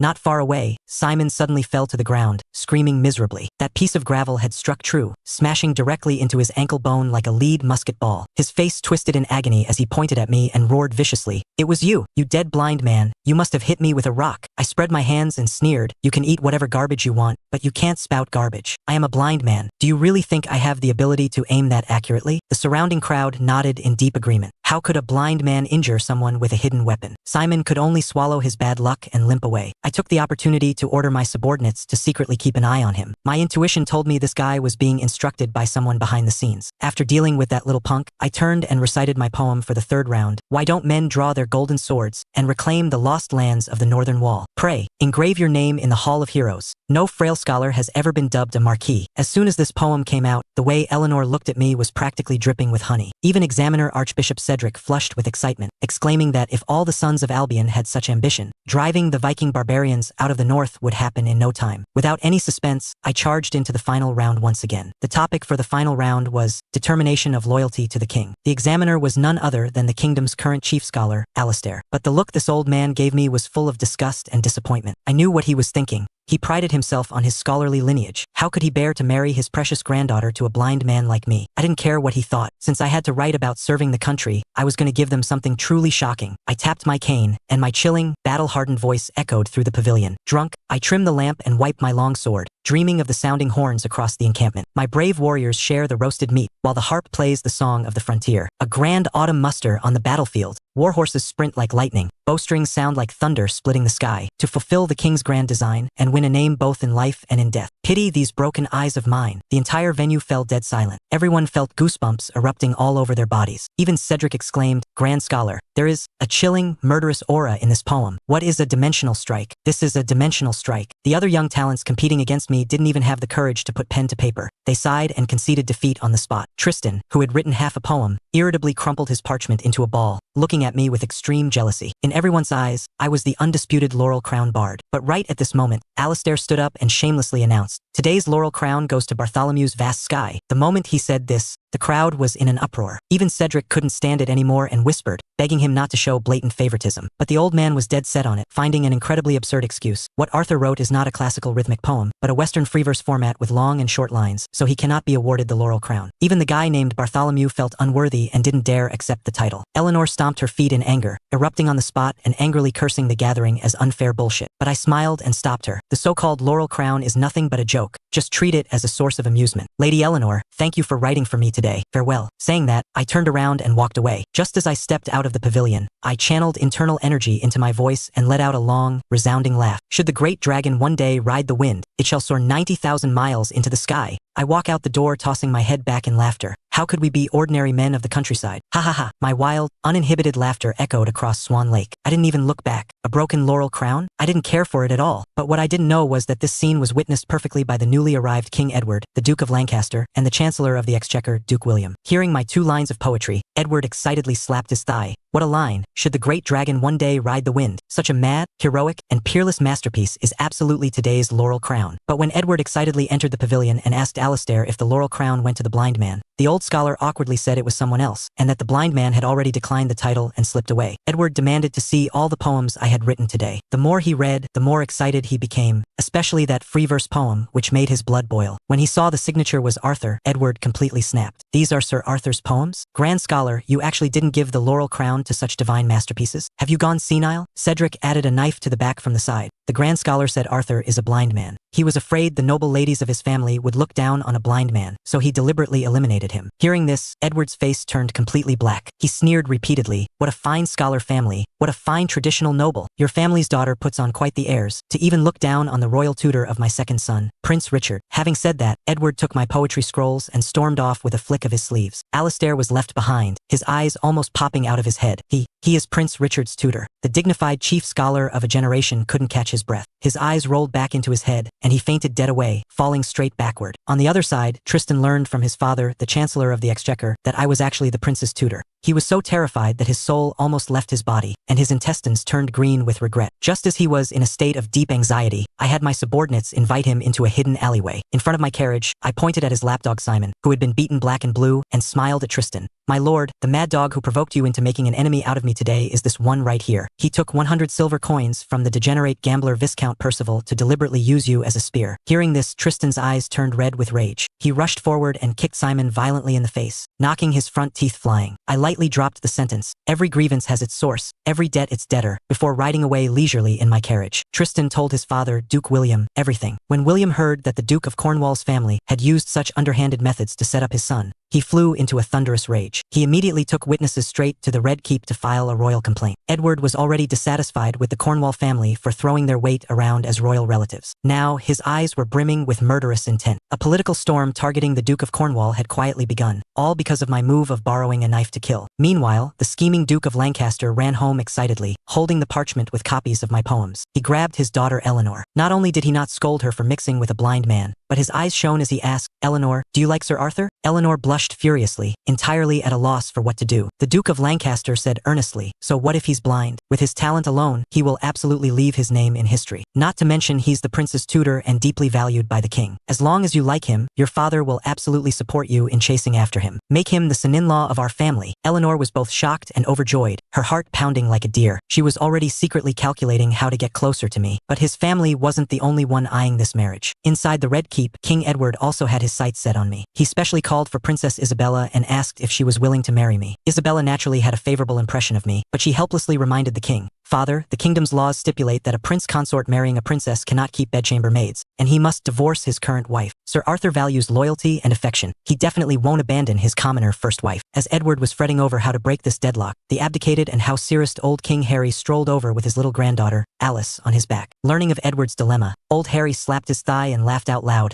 Edward, why are you so rigid? Simple. You just take Arthur's first wife as an honorary adopted daughter and grant her a princess title. Then, when the two princesses marry him together, no one will dare gossip. Edward and Isabella were completely stunned. To think the dignified abdicated king could come up with such a god-tier maneuver to exploit legal loopholes. Even little Alice, riding on old Harry's neck, clapped her hands and joined the fun. Yay, yay. Grandpa said he's taking me to Sir Arthur's house for dinner tomorrow. When I grow up, I want to marry Sir Arthur too, so I can eat delicious food every day. Isabella didn't know whether to laugh or cry, but Edward's mind had completely begun to churn with ideas. And right now, the chief scholar's family was already in total chaos. Because the news of their shady manipulation to suppress me had spread throughout London, the public was cursing them for being sore losers, completely ruining their reputation. After waking up, Alistair beat his chest and stomped his feet in regret, crying out that he was a sinner to his family. He quickly ordered his son Albert to go out and spread the news that Arthur is the true Laurel Crown winner in an attempt to salvage their dignity. The family's legitimate genius daughter, Cecilia, also learned the truth. When she saw my line, should the great dragon one day ride the wind, this haughty, self-proclaimed pure talent was completely conquered. She bit her lip and made up her mind. Since grandfather made a mistake, for the sake of the family's reputation, I am willing to compromise and marry this blind man as his bedchamber maid. Ironically, she had no idea that I simply didn't care about her, nor did I care about this so-called century-old family of scholars. By this day, I had already moved my family into a newly renovated red brick, slate-roofed manor with a courtyard inside London. The estate was spacious and grand, flanked by two majestic stone lion statues at the gates. I didn't sit idle. As soon as we settled in, I secretly built a large boiler in the backyard. I was going to fire Venetian stained glass. As long as I could produce glass 7 if it was uneven, low-quality stuff I could build a greenhouse in the dead of winter to grow vegetables. When that time came, the gold coins I'd make would be an astronomical figure. Just as I was busy working, the gatekeeper announced that young Master Felix, a merchant from the southern shires, requested an audience. As soon as I entered the drawing room, I smelled a faint fragrance. Looking at the boy's red lips, white teeth, and snow-white skin, I immediately burst out laughing in my heart. A woman cross-dressing as a man? Interesting. This young Master Felix, claiming to be Philip, had taken a fancy to the tea leaves in my shop and wanted to expand the business to the south. As soon as she opened her mouth, she demanded a 30% commission. I put on a cold face and directly shot her down, telling her I could very well send my own people to sell it. Seeing this, she quickly changed her tune to 20%, bringing up excuses like how the southern squires and local tyrants were numerous, and that her family had the power to smooth things over. I played along and tossed her a dealership rights proposal. I sell top-tier Earl Grey tea for 5 silver coins. I'll give it to you for 4. Hand-roasted green tea is 10. I'll give it to you for 8. As for how much you sell it for in the south, that depends on your own ability. Philip was overjoyed upon hearing this. She readily agreed and happily ran back to get the money. Little did she know, the cost of these tea leaves wasn't even 10% of that. My move here was pure catching a white wolf, empty-handed, zero risk, massive profit. After sending away this cross-dressing god of wealth, it was already late. After dinner, I lay in bed early to rest. Not long after, the door was gently pushed open. Using my special mind's eye holographic senses, I saw that the person who entered wasn't my virtuous legal wife Illyra, but my newly bought, breathtakingly beautiful bedchamber maid, Maggie. She had just finished bathing and still carried the scent of moisture. Her cheeks were as red as ripe apples, and she was so nervous she didn't know where to put her hands and feet. I chuckled inwardly but maintained an emotionless facade as I patted the bed beside me. Darling, come quickly. I've warmed the covers for you. Maggie was so shy her voice was like a mosquito. Master, it's Maggie. I feigned surprise. Why is it you? Where is the madam? Maggie lowered her head, twisting the corner of her apron with her fingers. The madam asked me to come. Good Lord, my first wife was way too understanding. I deliberately put on a stern face, adopting the demeanor of the head of the household. You come just because the madam tells you to? I'm the one who hired you as a maid. How can you only listen to the madam? No, today you must listen to me. Come here. Maggie trembled all over, and as if accepting her fate, she threw herself into my embrace with a blushing face, with a beauty throwing herself into my arms. How could I, a proud, 7-foot man, push her away? These heavenly days had just begun. Last night, a beauty threw herself into my arms. The spring night was short, and life was full of vibrant colors. However, the new manor in London had just been renovated, and the humidity was too heavy. Staying too long would easily cause eczema. Early the next morning, I packed up my family and returned to my territory in Oak Valley Village. No sooner had I left than an unprecedented storm erupted in the royal court of the Kingdom of Albion. As soon as the morning assembly began, the Chancellor of the Exchequer, Duke William, unceremoniously dropped a massive bombshell. He formally accused the current king's relative, the Duke of Cornwall, right there in court. He accused the Duke's son, Viscount Percival, of paying mercenaries to instigate a feud between the Chancellor's family and me, the Baron of Oak Valley. Relying on his status as a royal relative, the Duke of Cornwall initially looked completely disdainful, shouting about being wronged and even biting back, accusing Duke William of making false claims. Just as the two sides were locked in a stalemate, my 8-year-old disciple, Prince Richard, holding a letter I had given him the day before, walked grandly into the throne room of the Red Keep and handed it personally to King Edward. Edward tore open the letter and took just one look before instantly flying into a thunderous rage, slamming his hand onto the throne. Outrageous. All the civil and military officials were totally dumbfounded. No one knew what was written in my letter. Edward didn't even give the Duke of Cornwall a chance to defend himself.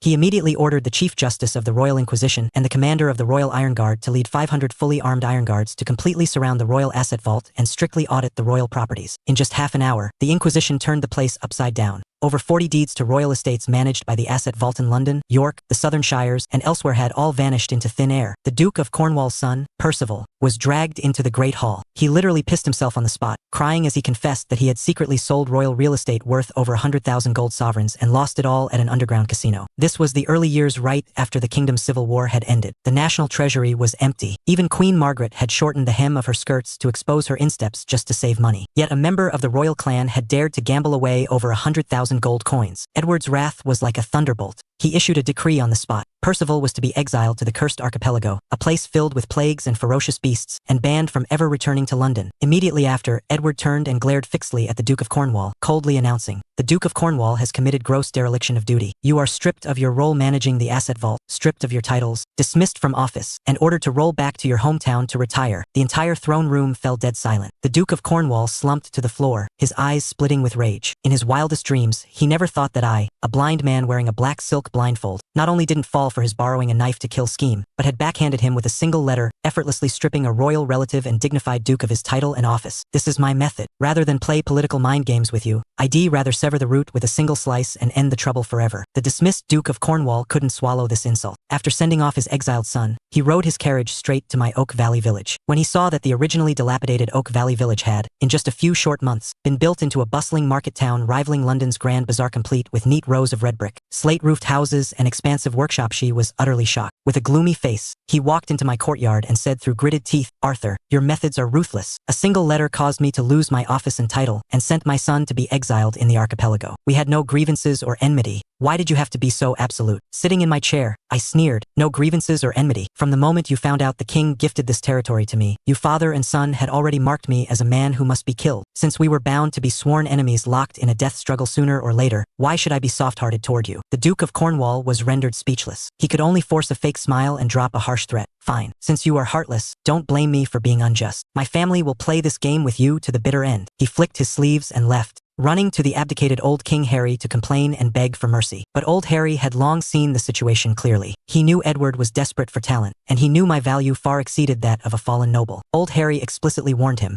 "Arthur is a sage the king desperately wants to utilize, and he is also an old friend of mine. If you insist on having your way, you will bear the consequences." The Duke of Cornwall completely despaired and could only leave in hatred. No sooner had he left than the kingdom's chief scholar, Alastair, brought his son Albert to my manor in a carriage. This old man was here to bow his head and clear his name. Because he had eliminated me at the poetry gathering yesterday for being blind, his group of rigid scholars had been cursed by the city's commoners until their reputation was in tatters. To salvage his dignity, he specifically came today to apologize at my door and to fulfill his promise to marry off his lofty, brilliant granddaughter, Cecilia, to me. I smiled faintly and pulled my legal wife, Illyra, to my side. "Lord Scholar, I am truly sorry, but I already have a family. My wife and I have shared thick and thin together, and I will absolutely never divorce my wife to marry another." Alastair and Albert were completely dumbfounded. They were a dignified, century-old scholar family. How could the legitimate daughter of their family possibly be someone else's secondary bedchamber maid? Wouldn't they be laughed at by the entire kingdom? What was even more fatal was that old Harry was currently at my house mooching a meal, along with Princess Isabella and the little Princess Alice. Little Alice innocently chimed in, "Huh? Wasn't Aunt Isabella going to marry Sir Arthur? Why is there another one coming?" As soon as these words were spoken, the scholar father and son's eyes nearly bulged out of their heads. What was the situation? Were two princesses of Albion also going to marry down to this blind man, and possibly only as secondary wives? Competing with royal princesses for a main event, if they were given 10 times their courage, they wouldn't dare. The father and son quickly took the out I gave them, using time will fade everything as an excuse to hurriedly gloss over this hot potato of a marriage, and ran back to the city with their tails between their legs. I was also happy for the peace and quiet. I wouldn't take this kind of arrogant noble daughter even if she were given to me for free. Having dealt with this nonsense, I began to focus on making money. Firing stained glass was my next highly lucrative project, but this matter absolutely could not be leaked. I called in Marcus and Daniel, the veteran soldiers in charge of guarding the estate. I tossed the keys to the vault filled with my profits directly onto the table. "You two, firing glass is a top secret. It dictates whether we can squeeze dry the gold coins of those Blackheart merchants. Here are the keys to the vault. Use the money inside however you see fit. Consider it my sincerity in trusting you." Hearing this, O-eyed Marcus' face turned red, and he glared at me, roaring, "Master, you are insulting us with the sour stench of silver coins." Fastblade Daniel even shoved the keys straight back into my hand.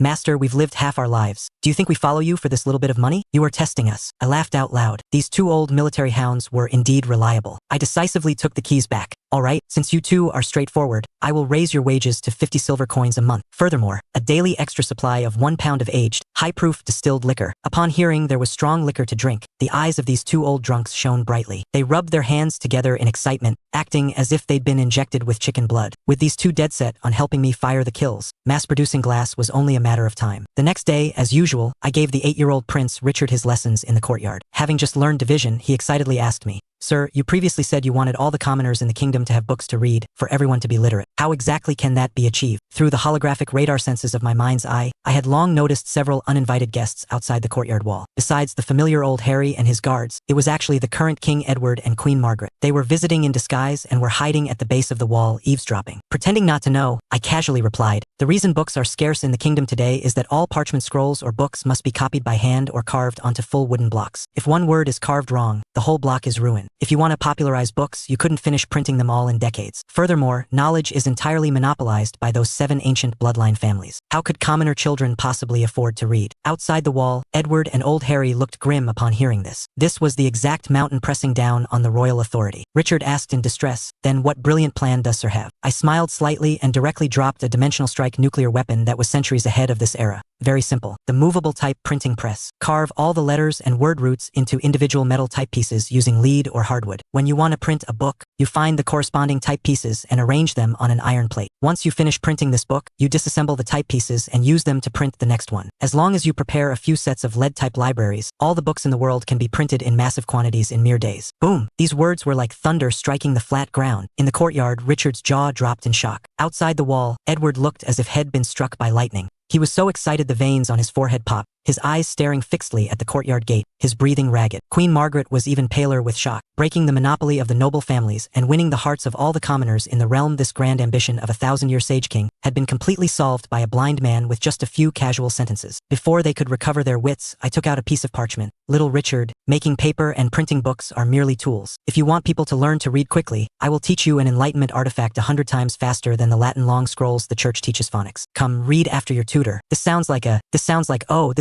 E. Once Richard understood the principles of phonics, he literally danced with joy, exclaiming that this phonetic method was absolutely ingenious. As long as one learned the pronunciation rules of these few dozen symbols, they could sound out all the words in the world by themselves. Richard respectfully bowed to me, offering a grand knight's salute. "Sir possesses great talent. Please accept your disciple's bow." At this moment, old Harry outside the wall could finally no longer suppress his excitement. Laughing loudly, he led Edward and the Queen into the courtyard. "Ha ha ha, Arthur my boy, this old man brought his son and daughter-in-law, dragging the whole family over to mooch a meal today. You won't mind, will you?" Old Harry was beaming with pride. Edward quickly stepped forward, keeping his posture extremely low. He even looked a bit nervous as he placed a hand over his chest and bowed. "I am little Richard's father. I hold a post in the Ministry of Finance. I have long admired Mr. Arthur's great name. Having just heard your wondrous idea for movable type printing, I am thoroughly impressed and bow to your superiority." Queen Margaret also bowed gracefully. "Thank you, sir, for teaching my son. It was a pity this royal family didn't become court actors." I played along, calling them old friend and madam, then personally turned and headed into the kitchen. Today we had honored guests. I had to show them what true cuisine was. In the kitchen, my beautiful wife Maggie and I busied ourselves for over an hour. The people of the Middle Ages had only ever known boiled stews and coarse roasted meat. When 8 beautifully colored, aromatic, and flavorful cast iron wok stir-fried butter dishes were served, Edward and old Harry's eyes nearly dropped onto the plates. Black pepper braised pig trotters, maple wood smoked ribs, butter and herb pan's-eared sea cucumber, garlic meat jelly. Finally, I served a plate of golden, crispy honey-fried grubs. The moment the Queen saw they were bugs, the color drained from her beautiful face. Edward also gulped repeatedly, not daring to lower his fork. I smiled and explained, "These are high-protein grubs. Their nutritional value is higher than eggs. Eating more of them cures night blindness." Little Alice couldn't care less. With quick hands, she pinched one and popped it into her mouth, her eyes shining with greed.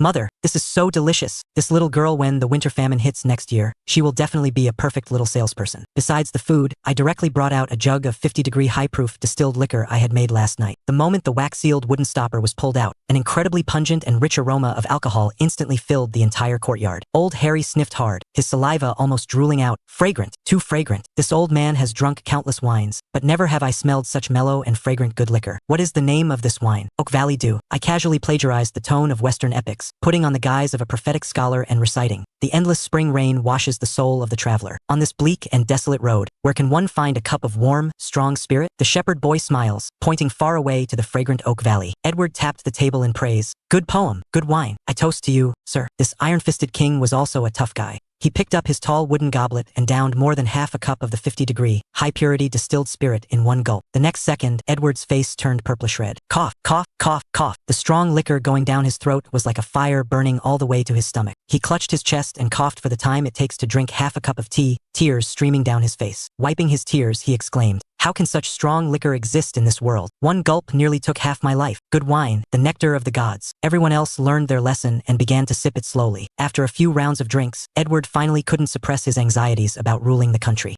He put down his cup, looked at me gravely, and asked, Mr. Arthur, ever since the current king ascended the throne, he has wanted to increase the kingdom's population and encourage childbirth. But even if the government provides silver coin subsidies, the commoners are still unwilling to have more children. The national treasury also doesn't have enough tax revenue to build bridges, pave roads, maintain the army, or provide disaster relief. Does Sir have any brilliant strategies? I took a sip of wine and sneered. Old friend, why are the serfs and commoners unwilling to have children? Because what the kingdom collects is a poll tax. If you give birth to a person, you have to pay an extra portion of tax, and you still get dragged away by the Lord to do free, unpaid corvée labor. Who would dare to have children under those conditions? If you want to completely solve this problem, make the kingdom's population explode, and fill the treasury, there is only one phrase. I held up a single finger, my voice resounding like striking metal. Abolish the poll tax and implement a unified land tax. Edward and old Harry looked completely bewildered. What is a unified land tax? I spoke with forceful clarity. First, abolish all poll taxes and assorted exorbitant levies, and fold them entirely into the land. However many acres of land the commoners own, that is how much tax they pay. The poor with no land won't have to pay a single copper coin. Second, completely abolish the unpaid corvée labor of the commoners. If the lords or the government want to build bridges or pave roads, they must spend money to hire people. Edward gasped, cold sweat beading on his forehead.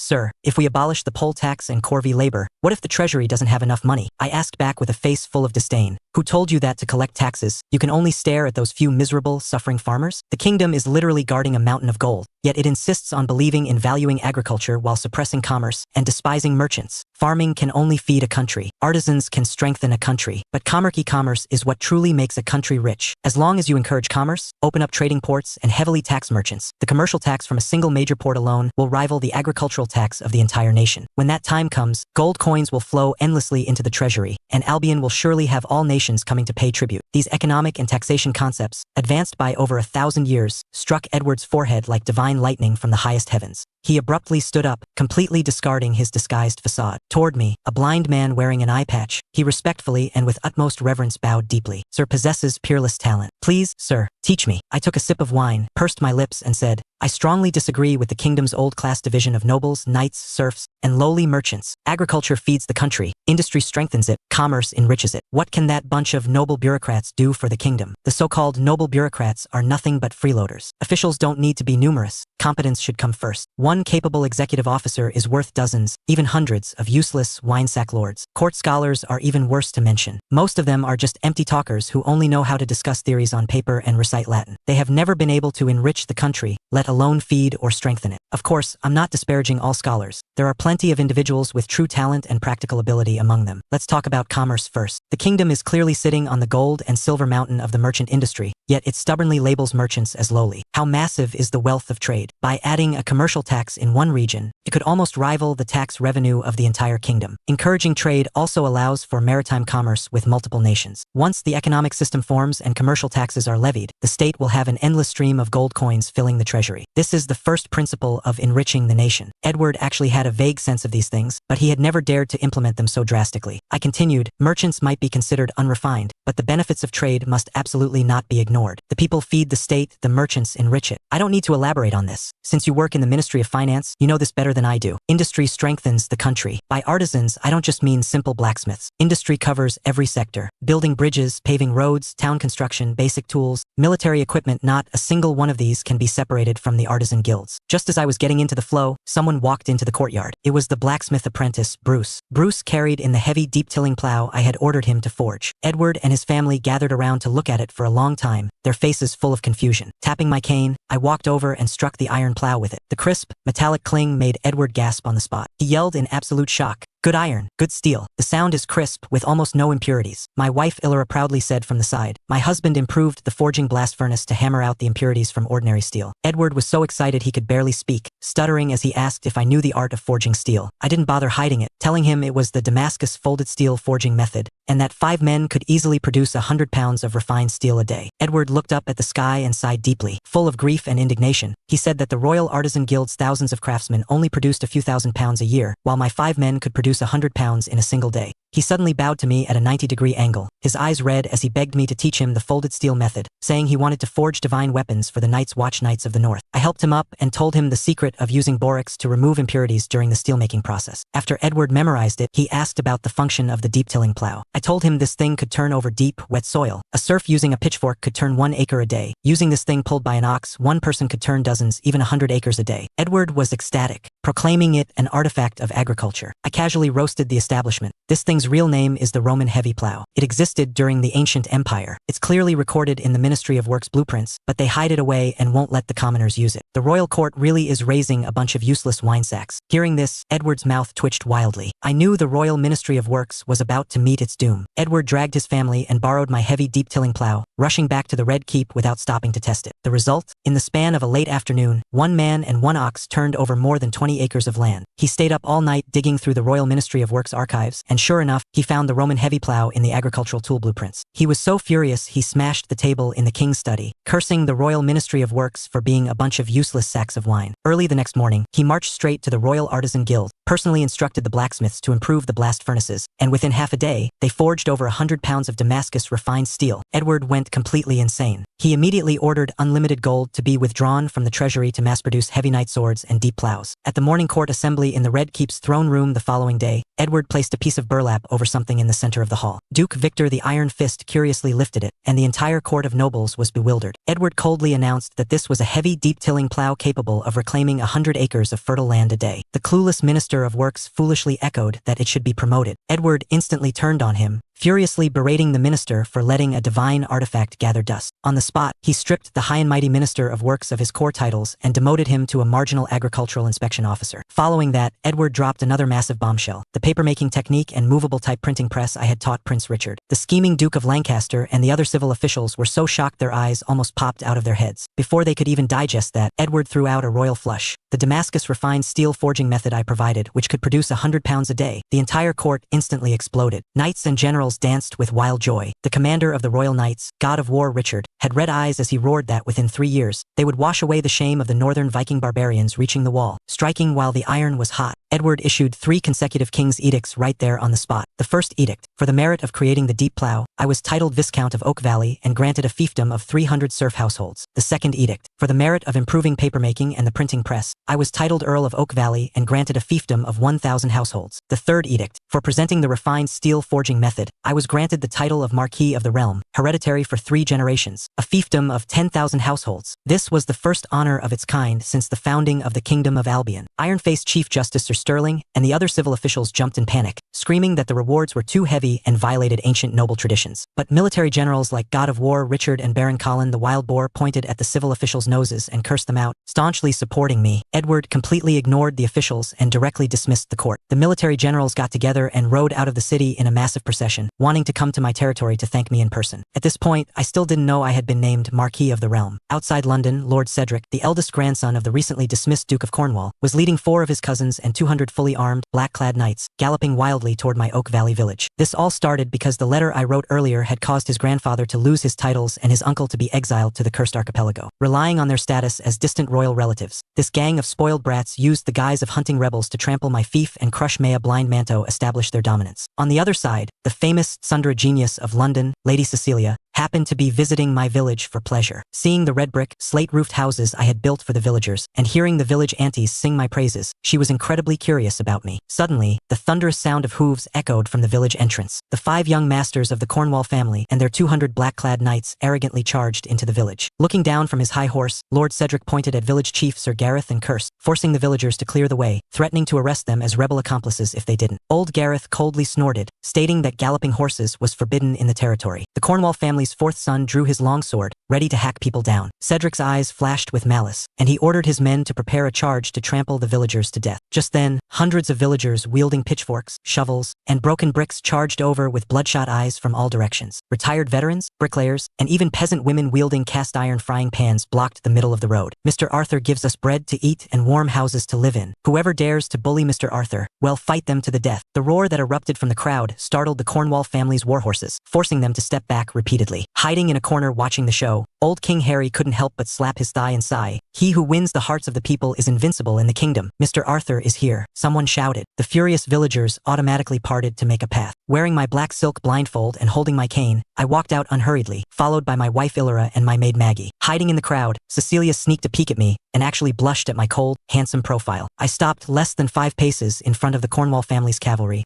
resting my right hand on the hilt of the sword concealed within my cane. Cedric sized me up with a sneer, shouting that he was going to search my manor and arrest rebels. The slight smile on my face vanished. I raised my cane, drew a long, deep mark in the dirt, and used the gentlest voice to speak the most ruthless words. Marcus, Daniel, this is the boundary line. Whoever crosses it, kill. If they all cross it, leave none alive. If anything happens, I, as the lord of this land, will take the fall. In short, whoever dares to bare their fangs, pull out all their teeth. The entire area fell dead silent. Then, my veteran bodyguard, Fast Blade Daniel, drew his two-handed greatsword and let out a deafening, maniacal laugh. He used to be the royal personal guard to old King Harry. His hands had been drenched in an ocean of heretic blood. He rested the greatsword on his shoulder, took a large stride behind the boundary line, and pointed at the Cornwall family's black-clad knights, cursing, "Come, come, come. If you have the balls, step over. Your grandpa Daniel hasn't opened his killing tab in years. Today, he'll use you little bastards for sword practice." Provoked, Cedric's face twitched, and he spurred his horse to cross the line. The very instant the horse's head crossed the boundary, Daniel took a step forward. With a swing of his sword, swing, an iron-armored horse's head hit the ground with a thud. Blood sprayed over 10 meters away. The headless horse collapsed with a crash, nearly crushing Cedric to death. The young masters of the Cornwall family were both shocked and furious. Daniel sneered, "Your horse's head crossed the line." Cedric went completely insane. Roaring, he ordered a charge, placing a bounty of 1,000 gold sovereigns on Daniel's life. The 200 black-clad knights were just about to make their move. At this hair-trigger moment, when blood was about to flow like rivers, a sharp horn blast and a loud shout suddenly rang out from behind the cavalry. The king's edict has arrived. Everyone was stunned. Cedric quickly had someone drag the headless warhorse away and led his knights to dismount and clear the path. A royal herald walked up to me and read loudly, conferring upon the Baron of Oak Valley, Arthur, for the merit of creating the deep plow, promoted to Viscount of Oak Valley, rewarded with 1,000 gold coins, and granted a fief of 300 households. I calmly accepted the parchment scroll stamped with the wax seal. Cedric mocked me from the side. "No wonder you have nothing to fear, so you rendered a meritorious service. Do you think that just because you're a mere Viscount I wouldn't dare touch you? All knights, prepare to charge. The king's edict has arrived again." Before he could even draw his sword, another shout rang out. A second herald ran up and unrolled a parchment. "For the merit of papermaking and inventing the movable type printing press, promoted to Earl of Oak Valley, rewarded with 5,000 gold coins, and granted a fief of 1,000 households." Cedric's eye twitched violently. Gritting his teeth, he said, "What alchemy craftsman's parlor tricks? You're just a newly minted earl. My Cornwall family still doesn't take you seriously. The Supreme King's edict has arrived." A third voice sounded, exactly like a death knell. The entire village was dumbfounded. Even old King Harry in the corner wondered what the hell Edward was playing at. Cedric and his cousins were so terrified they backed up to the side of the road. The herald unrolled a gold-fringed parchment. "For presenting the Damascus refined steel forging method, strengthening the kingdom's military might, promoted to Marquis of the Realm, hereditary for 3 generations, and granted a fief of 10,000 households." The air completely froze. A Marquis of 10,000 households. The first person to achieve this since the founding of Albion. The black-clad knights Cedric brought trembled all over. The faces of the family's young masters looked worse than if they had eaten dead flies. One of them almost cried, "Cousin, this is a hereditary Marquis of 10,000 households. Even my dad isn't dead yet, so I haven't inherited a title. Let's run." Cedric's face spasmed, feeling unprecedented humiliation. Caught between a rock and a hard place, he gritted his teeth and dropped a harsh threat. "Dead blind man, you win this round. Just wait and see." He turned around, wanting to slip away with his men. The moment he turned, he bumped straight into 5 towering, armored giants striding over. The leader, sporting a black eye, was Prince Henry of Gloucester. Beside him were the kingdom's god of war, Commander Richard, Duke Victor the Iron Fist, Baron Colin the Wild Boar, and Earl Galahad the Lionheart. Half the military might of the Kingdom of Albion had all fucking shown up. Cedric was scared out of his wits and quickly pulled his cousins to hide behind the horses' rumps. Duke Victor had a violent temper. Seeing that the situation looked off, he grabbed a black-clad knight and slammed him into the mud to interrogate him. The knight's courage had long been shattered. He stuttered out everything, saying the Cornwall young masters came to butcher the blind man to establish dominance. Hearing this, Victor's eyes almost popped out of their sockets. A dignified, distant royal relative, doing this kind of lowly shit? Go fuck your mother. He swung his massive arm, throwing the knight away like a broken sack. The man's head smashed directly into a red brick wall, bursting open on the spot dead as a doornail. Cedric watched with red eyes, but didn't even dare to let out a fart. The enraged Victor still hadn't vented enough. He strode over to the youngest, Master Roland, grabbed him by his velvet collar and roared, "You've got quite the expensive clothes on, boy. Which little bastard of the Cornwall family are you?" Little Roland was already timid by nature. Where had he ever seen a living king of hell like this, full of scars and radiating murderous intent? His face went deathly pale. With 2 gurgling sounds from his throat, he actually vomited a mouthful of green bile. His eyes rolled back, his neck snapped to the side. He literally died of fright. Dead silence fell over the scene. Victor was so shocked he took 2 huge steps back, quickly letting go to clear his name. The god of light is my witness. I didn't even use force. Everyone saw it. He had a disease and scared himself to death. It has nothing to do with me. Holding his cousin's corpse, Cedric was filled with grief and indignation. He roared that this was going too far and that he was going into the Red Keep to ask the king for justice. Baron Colin mocked him from the side. You brought 200 knights to someone else's territory to show off your might, and now you have the nerve to ask his majesty for justice? Was your knightly honor eaten by dogs? This group of spoiled brats from the Cornwall family could only tuck their tails between their legs, carry the corpse, and scramble out of Oak Valley Village. A crisis thus ended in such a dramatic fashion. With the crisis resolved and the onlookers dispersed, the villagers surrounded me. They insisted on shoving baskets of eggs, freshly caught live fish, and wild vegetables into my arms. Unable to refuse, I had no choice but to accept them, returning to the manor reeking of fish. As soon as I entered the courtyard, my wife Illyra hugged me excitedly, her face full of admiration. She said that our family was now a marquis of 10,000 households, and we would collect so much rent come the autumn harvest. I patted her head and smiled, telling her that aside from the wealthy households, the grain rent for all the poor serfs would be completely waived. Upon hearing this, not only was Illyra not angry, but she felt even more that I had a kind heart. A short while later, old Tom the gatekeeper led the god of war Richard, Baron Colin, and this group of military heavyweights into the grand hall. Even though I was blind, I could see right through these old foxes' minds. They were here specifically to thank me for presenting the Damascus refined steel. After exchanging pleasantries, Duke Victor the Iron Fist patted his chest and guaranteed that if the Cornwall family dared to cause trouble again, he would settle it for May. He was an expert at fighting injustices. But I didn't want to owe favors, so I smiled and politely declined. Seeing that it was almost noon, I asked the kitchen to prepare a meal and kept these generals representing half of Albion's military might for a casual lunch. Just as everyone was chatting, the gatekeeper announced that Charlie, the chief steward of the palace from the Red Keep, had rushed over with several royal physicians. It turned out that Edward had heard about my eye affliction and specifically sent people to cure my eyes. To be honest, Edward's gesture moved me a bit. I took off my blindfold. The physicians took turns examining me, but in the end, they all shook their heads helplessly. Chief Physician Bernard sighed and said that the divine essence in my eyes was dead. Because I was blinded by intense light, there was nothing they could do. Steward Charlie anxiously slapped his thigh, his face full of worry. Just as I smiled and said I was already used to it, Bernard's eyes suddenly lit up. He said there was one person left in London who could cure it, the wandering grandmaster of alchemy and medicine, Paracelsus. Hearing this, Charlie immediately led his men back to the Red Keep to find King Edward, intending to use the power of the royal family to locate this grandmaster. As soon as they left, my wife Illyra couldn't hold back anymore. She rushed forward, threw herself into my arms, and wept tears of joy. She choked out that as long as this grandmaster could be found to cure my eyes, she was willing to kowtow every step of the way from the manor gates all the way to the Grand Cathedral of Light. Hearing her words warmed my heart. To have such a wife, what more could a husband ask for? After sending off the royal physicians Edward sent to examine my eyes, the food in the courtyard was just about ready. Albion's god of war Richard, Wild Boar Colin, Iron Fist Victor, and this group of important kingdom ministers were all waiting eagerly in my courtyard for the meal to start. I first had the maid bring out 6 deep wooden bowls, larger than a person's face and steaming hot. Prince Henry of Gloucester leaned over to look, and his face instantly darkened. In such massive bowls, there was only a small nest of pasta. He sneered, asking in a passive-aggressive tone if I thought they were useless gluttons, serving them clear soup and watery scraps to brush them off, calling it an absolute disgrace to knights. I didn't get angry. I smiled and explained that people in Albion weren't accustomed to eating a hearty breakfast, and drinking strong liquor on an empty stomach was bad for them, so this was just an appetizer. Before my words fully faded, my little maid Maggie walked out holding a scorching hot cast-iron pan of oil. Boiling butter mixed with hot oil was poured directly over the minced garlic and herbs on top of the pasta. With a loud sizzle, a pungent, overwhelmingly rich aroma instantly exploded in the courtyard. As soon as the 6 bowls of hot oil garlic pasta were pushed in front of them, the eyes of these dukes and lordswoe had only ever seen palace stews went completely straight. Baron Colin grabbed his fork, mixed it wildly, picked up the wooden bowl, and slurped a massive mouthful. In less than 20 seconds, the bowl bigger than his face was licked completely clean. Colin closed his eyes and exclaimed that compared to this garlic pasta, what he used to eat in his territory was mere pig slop. Duke Victor slammed his bowl onto the oak table, shouting at the top of his lungs for more. I bluntly told him it was gone, leaving them scratching their heads with cravings. With the appetizers over, the real main courses were served. These Middle Ages folks had only ever eaten messy stews and coarse roasted meat. Where had they ever seen exquisitely prepared dishes stir-fried over high heat in a cast-iron wok? As soon as the dry stir-fried dishes without thick soups were served, these men swung their forks so fast they practically smoked. Right at this moment, I brought out a freshly brewed oak barrel of Oak Valley Dew. The moment the cork was popped, the rich aroma of a 50-degree water of life distilled spirit shot straight to their brains. Victor literally bounded out of his chair, his eyes glowing green. Earl Galahad the Lionheart carefully took a sip, his face instantly flushing red as he shouted, "Good wine. Drinking this fine nectar, a knight could die with no regrets." This bunch of drunks was completely captivated. They kept asking me where I got it, demanding to buy 80 or 100 barrels to take home and drink like water. I sneered inwardly. I was waiting for exactly this sentence. I told them that a single pound of this liquor required 30 pounds of top-tier wheat, and the crafting process was extremely complex. I mentioned that in a couple of days, my wife would open a tavern in the bustling King's Road commercial district of London, selling it at the astronomical price of 100 gold sovereigns for a small barrel. Colin cursed me, saying I was crazy for gold coins, but I knew that these lords, who owned territories of 1,000 households, lacked nothing but money. I treated them to this meal and gave each of them a barrel for free when they left. With these walking billboards out in the world, there was no way my low-cost distilled liquor wouldn't make a massive killing. While I was at home harvesting these military commanders like leeks, a drama of distant royal relatives trying to force the king's hand was playing out outside the Red Keep in London. The Cornwall family's youths had been publicly humiliated by me in Oak Valley Village, especially young Roland, who was literally scared to death by Victor. Unable to swallow this insult, they brought hundreds of clansmen to kneel and mourn outside the throne room of the Red Keep. The ringleader, the Duke of Wessex, cried and snot-nosed his way through an accusation, claiming I was harboring rebels and refusing to let go of Duke Victor. King Edward saw right through them instantly. Catching rebels was fake. Wanting to kill me, the blind man, was real. He tried to speak in bureaucratic circles to brush them off, but the Royal Minister of Agriculture jumped out and used Albion's ancient noble laws to pressure him. He questioned Edward. On what grounds did you strip the founding Duke of Cornwall of his titles and dismiss him from office just for a minor dereliction of duty? If the law can be changed at the king's whim, what noble in the world would dare risk their life for the royal family anymore? This move was too venomous. It put Edward directly over the fire. If he didn't compromise, these distant relatives from the Cornwall family, united with the 7 ancient bloodline families, would absolutely use this as an excuse to cause trouble, maybe even start a rebellion. Edward's face twitched violently with anger. Swallowing his broken teeth, he outwardly agreed to restore the Duke of Cornwall's title and promised to personally visit Oak Valley Village to investigate the truth. Only then did he manage to send the Cornwall family away. Returning to the king's study, Edward smashed his oak desk to pieces, roaring that he would uproot the Cornwall family entirely. Turning around, he changed into commoner clothes, went undercover, and ran over to my house. As soon as Edward entered, he started acting. He bragged about how, in order to make me a marquis of 10,000 households, he almost chopped off the heads of his civil officials in court, painting himself as great and glorious. I cursed him in my heart for being shameless but played along with my words. After the setup, Edward lowered his voice, saying the king wanted to completely wipe out the Cornwall family, but lacked a justifiable excuse. He asked if I had any brilliant strategy to preserve the royal family's reputation while still killing off the Cornwalls. I almost laughed out loud. Wanting to be a dictatorial monarch while maintaining the reputation of a saint, this was so Edward. I calmly told him I had a plan, but the time wasn't right yet. As long as he went back and hurried to set up the paper factories and movable type printing presses, once knowledge was no longer monopolized by the ancient bloodline families, eradicating the Cornwall family would be as easy as flipping his hand. Hearing this, a flash of wild joy crossed Edward's eyes. He hurriedly ran back to issue the edicts to speed up the work. No sooner had Edward left than another scheming old fox in London set his sights on me. The Duke of Lancaster sat in his study, so anxious his hair was falling out. Because of the Damascus refined steel method I presented, which yielded 100 pounds of high-quality steel a day, the royal army would never again use the scrap iron forged by the Lancaster family. Seeing his family's biggest cash cow dying, the Duke had a sudden brainstorm and set his sights on his daughter, Lady Eleanor. He didn't care at all that I was blind. As long as he could get the secret steel forging formula, he was willing to shove his beautiful daughter to me as a wife. He issued a strict order to his daughter: tomorrow, wear the most luxurious corset dress and invite me to go for a spring outing at the 10-mile Rose Sea outside the city. Early the next morning, my legal wife Illyra, who was never one to avoid a spectacle, dragged her bedchamber maid Maggie to London to open the tavern. The signboard hung the poem I had plagiarized. Where can one find a cup of warm, strong spirit? The shepherd boy smiles, pointing far away to the fragrant Oak Valley. She used the classic night tavern gimmick of offering free tastings. When old Tom took a sip, the overbearing aroma of the liquor, released the moment the cork was pulled, hooked all the drunks from the Plantagenet Grand Tavern across the street. Even the astronomical price of 2 silver coins per ounce couldn't stop this crowd of starving alcoholics. Among the crowd buying alcohol, an uninvited guest slipped in. A seemingly frail young girl in a white linen robe named Fiona threw down 10 gold coins. With one hand, she tossed up a 50-pound oak barrel of liquor, caught it steadily in her palm as if holding a toy, and with the nimble footwork of an assassin, flipped over a red brick wall and vanished into the alleys. She brought the liquor back to the backyard of a hidden monastery. Inside the yard hid a seductive woman wearing a black veil, violet, and a vigorous old man, Elder Thorne. When Elder Thorne pried off the wax-sealed cork, the moment he smelled the liquor, his burly frame trembled violently. He took a gulp, his face instantly turning red, and exclaimed that this was the nectar of the gods. The old man, over 80 years old, firmly believed that my claim of receiving revelations from a prophet was absolutely a cover. He was convinced I was a hidden chosen one of God who had been to the Elysium city of silver that their hidden order yearned for. These people suppressed their killing intent, deciding to wait for the assassins of the Knights of the Hidden Order to assemble before prying the secret path to Elysium out of my mouth. Completely unaware of all this, I was riding in a carriage toward the middle reaches of the River Thames to keep an appointment at the 10-mile Rose Sea. Eleanor stood beside her carved carriage. Watching me approach, she was so nervous her breathing became ragged. To kill her hopes, as soon as we met, I smiled and told her that I had already been married in a country church for over 3 months, and my wife was a commoner girl whose personality perfectly matched mine. Hearing this, all the color drained from Eleanor's face, and her eyes instantly turned red. She never imagined that she would be out of the game before she even had the chance to confess her feelings. But I still accompanied her into the sea of roses. We hadn't walked far when a fat man, deliberately pretending it was a chance encounter, walked toward us. It was none other than the Duke of Lancaster. This old fox pretended to be ignorant, pulling me into a flurry of pleasantries, and then suddenly changed the subject, revealing his identity. Putting on the airs of the king's brother-in-law, he smilingly said he had taken a fancy to me and wanted to recruit me as his son-in-law. I feigned helplessness and reiterated that I already had a commoner wife. The Duke of Lancaster finally showed his foxtail. He sneered, saying that as a dignified marquis with a fief of 10,000 households, how could I match with a village girl? As long as I annulled the marriage or demoted my first wife to a maid and married his daughter instead,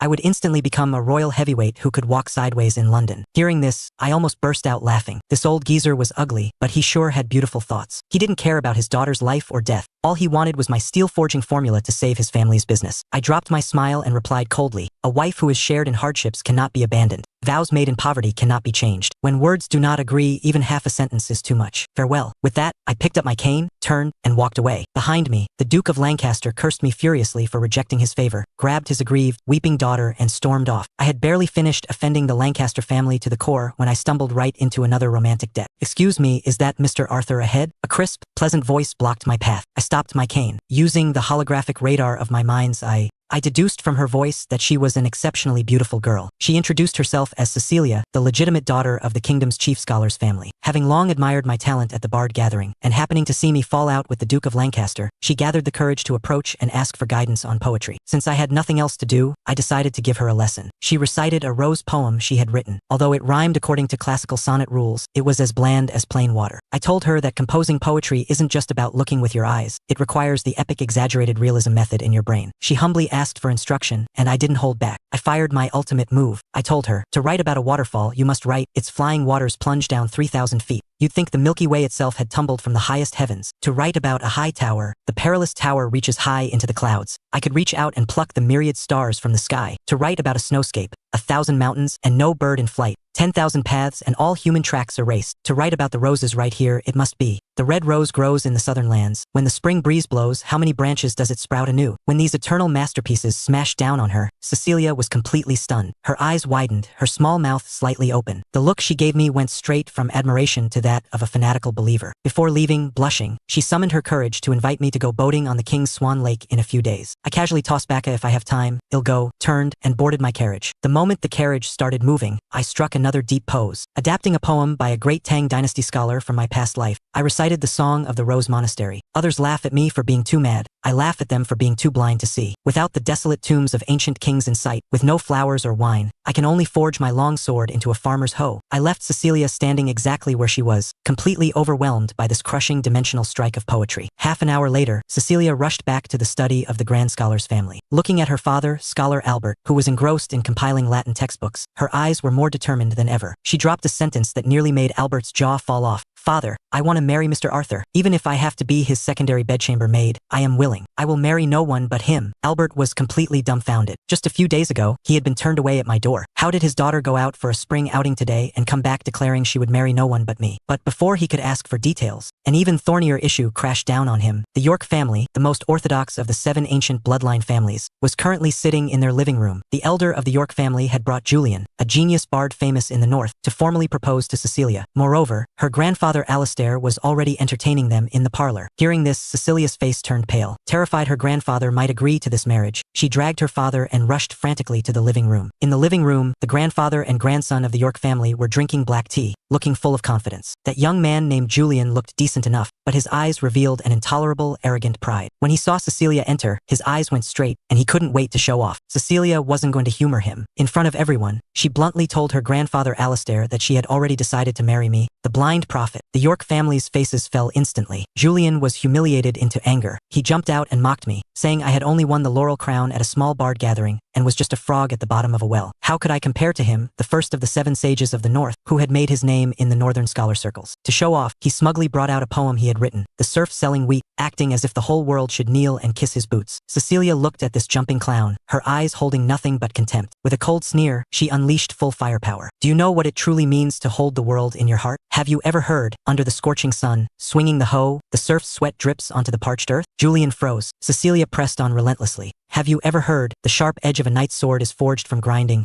The fragrance of the winter flower comes from the bitter cold? Have you heard, the mountain of knowledge has a path, and diligence is the trail? The boundless ocean of wisdom has no shore, and hard work is the boat. Julian broke out in cold sweat, stepping back repeatedly. The artistic conception of these poems utterly crushed him into dust. Cecilia gave him no time to breathe. The immortal verses she had heard from me smashed into him like cannonballs. Should the great dragon one day ride the wind, it shall soar 90,000 miles into the sky. Have you heard of it? Others laugh at me for being too mad. I laugh at them for being too blind to see. Have you heard of it? Its flying waters plunge down 3,000 feet. You'd think the Milky Way itself had tumbled from the highest heavens. Can you write that? Every single line of poetry was like a resounding slap, viciously striking the faces of the York family's grandfather and grandson. The elder of the York family sprang up from his carved wooden chair in shock, his face full of disbelief. Julian looked ashen, yet he stubbornly argued that I had plagiarized it all. Cecilia glanced at him with disdain. Just because you can't write it, doesn't mean others can't. With that, like a victorious peacock, she haughtily turned and went back to her room. This wave of Sundra face slapping was simply too satisfying. Their dignity completely shattered, the York family fled the Grand Scholar's mansion with their tails between their legs. Watching the York family's pathetic retreat, Albert dropped to one knee in front of his father on the spot, begging him to approve his daughter's marriage. Although old Alistair felt embarrassed when he carefully calculated the odds, he realized that not only did my poetic talent crush the kingdom's scholarly circles, but I had also presented the paper factories, the movable type printing press, and the refined steel forging method. I was Albion's one and only marquis of 10,000 households. After weighing the pros and cons, the old scholar gritted his teeth. If I offend the York family, so be it. With a wave of his hand, he decided to personally pick an auspicious date to formally marry off this top genius daughter of Albion, basically giving her away to me, the blind man. I had no idea that I had not only become the hot commodity in the eyes of the ancient noble families, but was also being targeted as a fat sheep by a hidden faction of assassins. The guyly super strong young girl Fiona, who had tossed a 50-pound barrel of liquor with one hand in the tavern, had already secretly infiltrated Oak Valley Village with her veiled mentor, Violet. They were sitting at a market stall in my territory eating roasted meat. They had already investigated my background thoroughly and were just waiting for the assassins of the Hidden Order to assemble, so they could strike at me from the shadows and torture the secret of the Chosen One out of me. Meanwhile, entirely ignorant of the undercurrents surging around me, I was singularly focused on making gold coins. The 50-degree distilled spirit I spent half a month perfecting, Oak Valley Dew, completely exploded in the London market. Barry, a wealthy merchant from the northern city of York, directly hired over a dozen carriages, parked 15,000 silver coins right in front of my manor gates, and demanded to order 10,000 pounds of the strong liquor. Immediately after, the largest cloth merchant in the southern shires, Felix, and his daughter showed up. They slammed down 180,000 real gold sovereigns, intending to buy out all the top-tier roasted tea I had and use it to wage a trade war in the south. The fact that business was booming like this was mainly thanks to King Edward. Over the past few days, Edward had promulgated new policies. Not only did he abolish the despised lower-class status of merchants, but he also implemented the unified land tax, merging all exorbitant taxes and levies into a single territorial tax. The commoners and merchants went crazy with joy, running to the Grand Cathedral and the gates of the Red Keep every day to kneel and bow. Edward was also a man who knew how to play politics. He explicitly stated in the royal decree that this idea came from me, Arthur, the Marquis of Oak Valley. Good Lord, because of this, the commoners in my fiefdom were absolutely grateful to me, and even people from neighboring villages ran over to throw money at the street stalls in my village market. But right now, I was truly troubled. Hundreds of thousands of silver coins and copper pennies were piled up in my master bedroom's vault so high there was no place to step. I couldn't possibly build a giant vault just to store this useless scrap metal, could I? A flash of inspiration struck my mind, and I slapped my thigh. Why don't I open a royal bank? After my disciple, Prince Richard, finished his bookkeeping, I called him over for class. I asked him, "Little Richard, do you think it's convenient for merchants to drag dozens of carts of silver coins all over the place every time they do business?" Richard shook his head and said of course it wasn't. I smiled and laid out the entire concept of a bank. As long as we set up a branch in London and another in the southern shires, merchants could deposit money here, receive a forgery-proof parchment promissory note, and go over there to directly withdraw the equivalent amount in silver. And in the middle, we would only take a 0.5% commission. Richard was an absolutely brilliant math genius. The moment he heard this, his eyes turned green. How terrifying was the daily trade volume of Albion. Taking 500 coins for every 10,000, this was absolutely an endless money printing machine. To prevent forgery, I taught him Arabic numerals and the split-into double wax seal anti-counterfeiting concept. I told him to hurry to the Red Keep, find his dad Edward, and our master-disciple duo would partner up to open this bank. As soon as Richard ran into the Red Keep and reported the bank concept exactly to Edward, Edward's jaw nearly hit the floor. He slapped his thigh wildly, exclaiming that this was a great great deed that benefited both the nation and the people. On the spot, he finalized the decision to give the exclusive privilege of opening the bank entirely to Richard, who was not even 9 years old yet. This made the Duke of Lancaster, who was observing the court at the time, drool with envy. Ever since my Damascus refined steel appeared, his family's scrap iron business had died. Edward only gave him a half-dead royal weaving bureau to keep him on life support. Now, hearing about the banca godifying business of immense profit with zero risk, Duke of Lancaster's eyes went red with jealousy.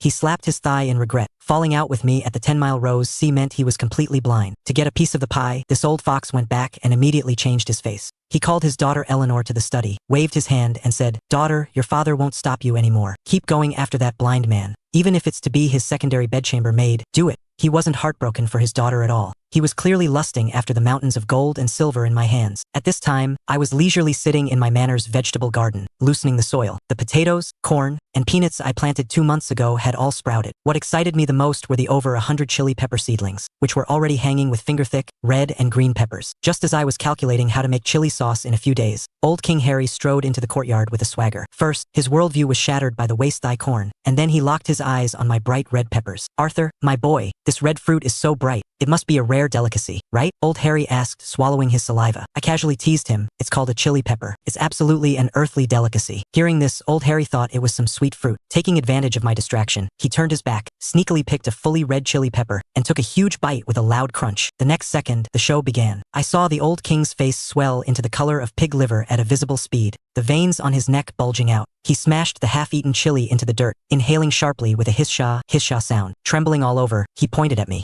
You actually tricked this old man into eating alchemical poison." Sitting in my rattan chair, I almost died laughing. Old Harry rushed forward like a madman, grabbed my linen shirt, his eyes popping out. "Antidote! Give this old man the antidote quickly." I peeled his hands off, rolling my eyes in disgust. "Look at what a coward you are. I told you it's a chili pepper, meaning spicy pepper. If you eat it raw and it doesn't burn you, who would it burn? Go drink some water." Old Harry finally reacted. He hugged the wooden water jug and chugged wildly, jumping up and down in the courtyard from the spice, sticking out his tongue and cursing me for being rotten to the core. He swore that if he ever took another bite of a chili pepper in this lifetime, he would take my last name. I sneered inwardly. "Wait until my spicy roasted meat is ready. Let's see if you can escape the law of true fragrance, inevitable hypocritical enjoyment." Just then, the gatekeeper announced that Lady Eleanor, daughter of the Duke of Lancaster, had arrived. Hearing this name, my wife Illyra's face instantly turned cold. How the Lancaster family had looked down on us before was etched into her memory. Without a second word, Illyra marched out to the door and blocked the steps. Eleanor was quite polite, offering 2 exquisite mahogany boxes and saying she came to apologize. Illyra didn't even look at them. She sneered and unleashed full passive-aggressive firepower. "Lady Eleanor, how can low-born commoners like us be fit to casually associate with royal heavyweights like you? Our small temple cannot house a giant Buddha like the Lancaster family. Please take your gifts back." Eleanor had been spoiled since childhood. When had she ever suffered such anger? Her eyes instantly turned red, and tears fell from her grievance. Sitting to the side, old Harry couldn't stand watching this. He actually found that scheming old fox, the Duke of Lancaster, quite annoying, but he had a good impression of Eleanor. Smiling, he added fuel to the fire. "Illyra, my girl, this old man doesn't like hearing these words. Your house can't fit the giant Buddha of the Lancaster family, but it can fit me? What, is my royal family inferior to his Lancaster family?" Hearing this, Illyra instantly lost her fire. Before she knew old Harry's identity, she dared to talk back, but now that she knew he was the abdicated king, how could she dare overstep? Seeing the situation had cooked long enough, I tapped my cane, walked out, and laid it out plainly. "Lady Eleanor, I am a merchant. I do not like the political intrigue of the Red Keep, nor do I have any desire to befriend the heavyweights of the court." This sentence was like a sword, directly severing all her hopes. Eleanor's face turned pale as she bit her lip hard. She wasn't stupid. She heard the rejection in my words, and she heard that I was guarding against her father's schemes. Fighting back tears, she lifted her skirt and curtsied deeply to me. "Eleanor understands. I will not come to disturb the Lord Marquis in the future." With that, she covered her face, rushed onto her carriage, and left the manor crying. Watching the carriage depart, Illyra, acting like a child who had done something wrong, tightly gripped my sleeve. With red eyes, she apologized to me, afraid that being too petty had made me angry. I rubbed her head and said softly, "What woman in the world is willing to share her man with someone else? The fact that you guard your food so fiercely just proves my status in your heart." Hearing this, Illyra smiled through her tears. I thought my days would continue so peacefully,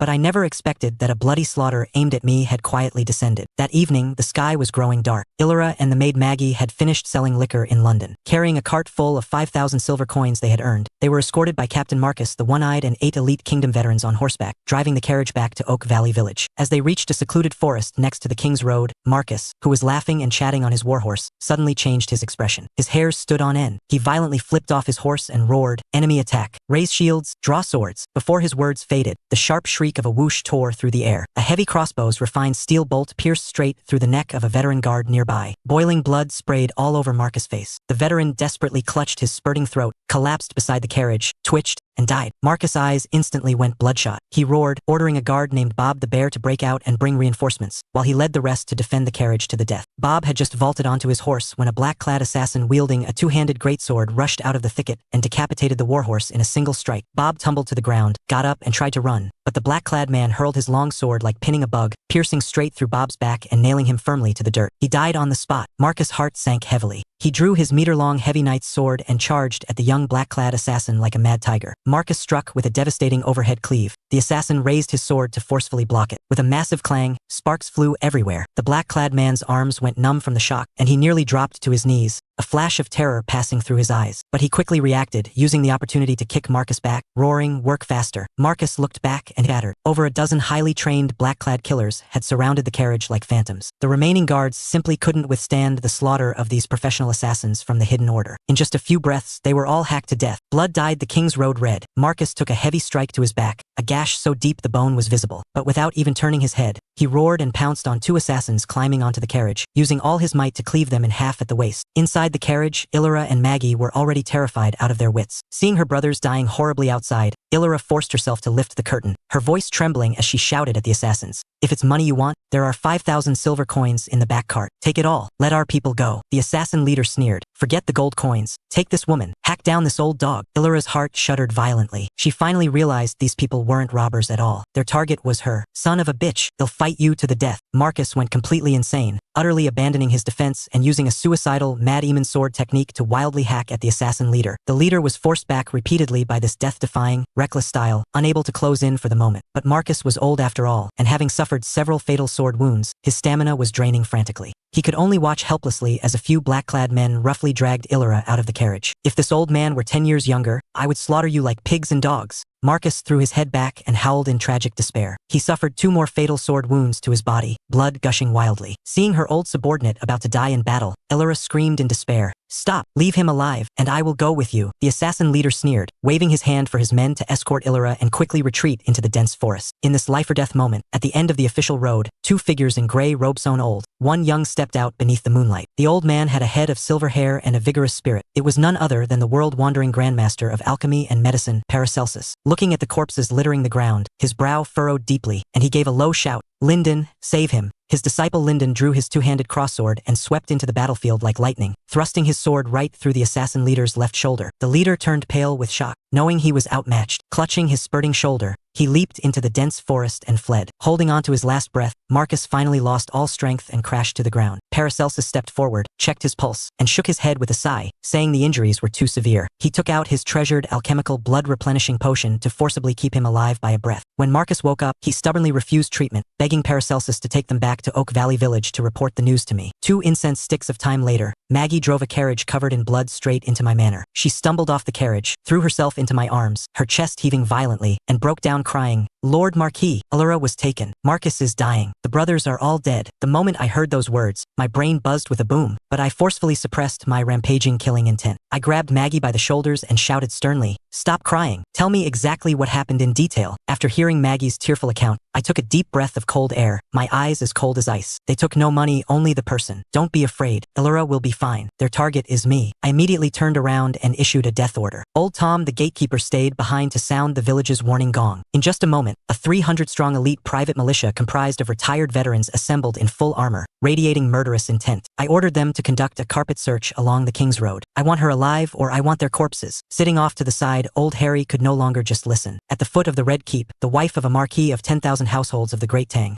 no, the Kingdom of Albion, was publicly kidnapped. He stood up abruptly, fully displaying the majesty of a king, and pointed at the shadows, roaring, "Royal Shadow Guards, get the hell out here. Go to London immediately, find Edward, and tell him to dispatch the Iron Guard Knights to search the city for me right now." The Royal Shadow Guards hidden in the dark received the order and vanished into shadows, heading straight for the Red Keep. After arranging the pursuers, I turned and walked toward the carriage. Old Harry looked at the old man who had come with the carriage and called out his title in surprise. "Grandmaster of Alchemy, Paracelsus?" My heart stirred. the kingdom's Grandmaster of Medicine. I hurried forward and placed a hand on my chest to thank him, but Paracelsus shook his head gravely. This veteran has 5 external wounds on his chest and back so deep the bone is visible, and he has lost too much blood. I did not bring enough alchemical herbs with me. I'm afraid he won't survive the night. I had men carry the bloodied, mangled Marcus into the main hall and coldly replied, Grandmaster, he suffered fatal external wounds. At this point, herbs are completely useless. Paracelsus frowned, thinking I was speaking nonsense. If not herbs for external wounds, then what? I snapped my head around and roared at the servants. Go to the cellar and get the strongest, high-purity alcohol. Tell the cook to boil water and boil all the clean linen bandages to sterilize them. I turned back to face this Grandmaster of Medicine whose name shook the entire continent, speaking word by word. These wounds did not sever his main arteries, so they do not need staunching. What I need to do now is disinfect his wounds and then sew his flesh back together. Disinfect? So? Hearing these 2 unheard-of words, Paracelsus' eyes widened sharply as he stared fixedly at me. Tonight, not only am I going to make those kidnappers die without a burial place, but I am also going to tear my knight back from the hands of the Grim Reaper right in front of this Western Grandmaster. The candlelight flickered. Using tweezers, I bent a red-hot steel needle into a crescent moon shape and dropped it into a bowl of alcohol to disinfect it. Grandmaster Paracelsus and old King Harry watched from the side, dumbfounded. They couldn't figure out how I, a blind man wearing an eye patch, could accurately thread a needle. I felt my way to sew up the bone-deep sword wounds on the heavily injured Marcus. As I sewed, I gave this world-renowned Grandmaster a class in modern microscopic bacterial medicine. I lit a bowl of 80-degree high-purity alcohol, and blue flames leaped up. I told him that there is an invisible, microscopic life form in this world called bacteria, which is the culprit behind festering wounds causing death, and this burning alcohol is the divine artifact to kill bacteria. Hearing this, Paracelsus excitedly bowed deeply to me, his eyes red as he sighed. The truth rests in your hands. If I had known this method of disinfection earlier, who knows how many crusaders' lives I could have snatched back from the hands of death. Old Harry also got reedied, pounding the table and sighing that if the army had this technology, his old brothers who lost arms and legs wouldn't have been tortured to death by festering wounds. Marcus' life was saved. I walked into the courtyard, only to find the entire Oak Valley village lit up with torches. All the serfs and commoners in the village heard that my wife had been abducted, and with red eyes, they grabbed their pitchforks and hammers, ready to search the mountains. My heart warmed, but I suppressed my anxiety and persuaded them to go back. No sooner had the villagers left than the earth-shattering sound of horse hooves echoed from outside the village. I swept the area with my mind's eye and saw, to my surprise, that Edward had even put his golden lion armor on backward, his helmet crooked, as he led the god of war Richard, Iron Fist Victor, Wild Boar Colin, and this group that made up half the kingdom's military might, charging over with murderous intent. As soon as Edward jumped off his horse, he grabbed my arm tightly, his eyes red as he guaranteed, Marquis Arthur, I have already ordered the vice commander of the Royal Knights to lead a heavily armored army of 50,000 to lock down all surrounding counties. Even if we have to dig 3 feet into the ground, I will bring the Marchioness back safe and sound. I inhaled a sharp breath of cold air and immediately yelled, Stop! Your Majesty! Recall the army immediately! You absolutely cannot do this! Everyone was dumbfounded, thinking I didn't care whether my wife lived or died. I calmly analyzed the situation. There were several thousand silver coins in my wife's carriage. The kidnappers didn't take a single copper, only the person. This proves they aren't after money.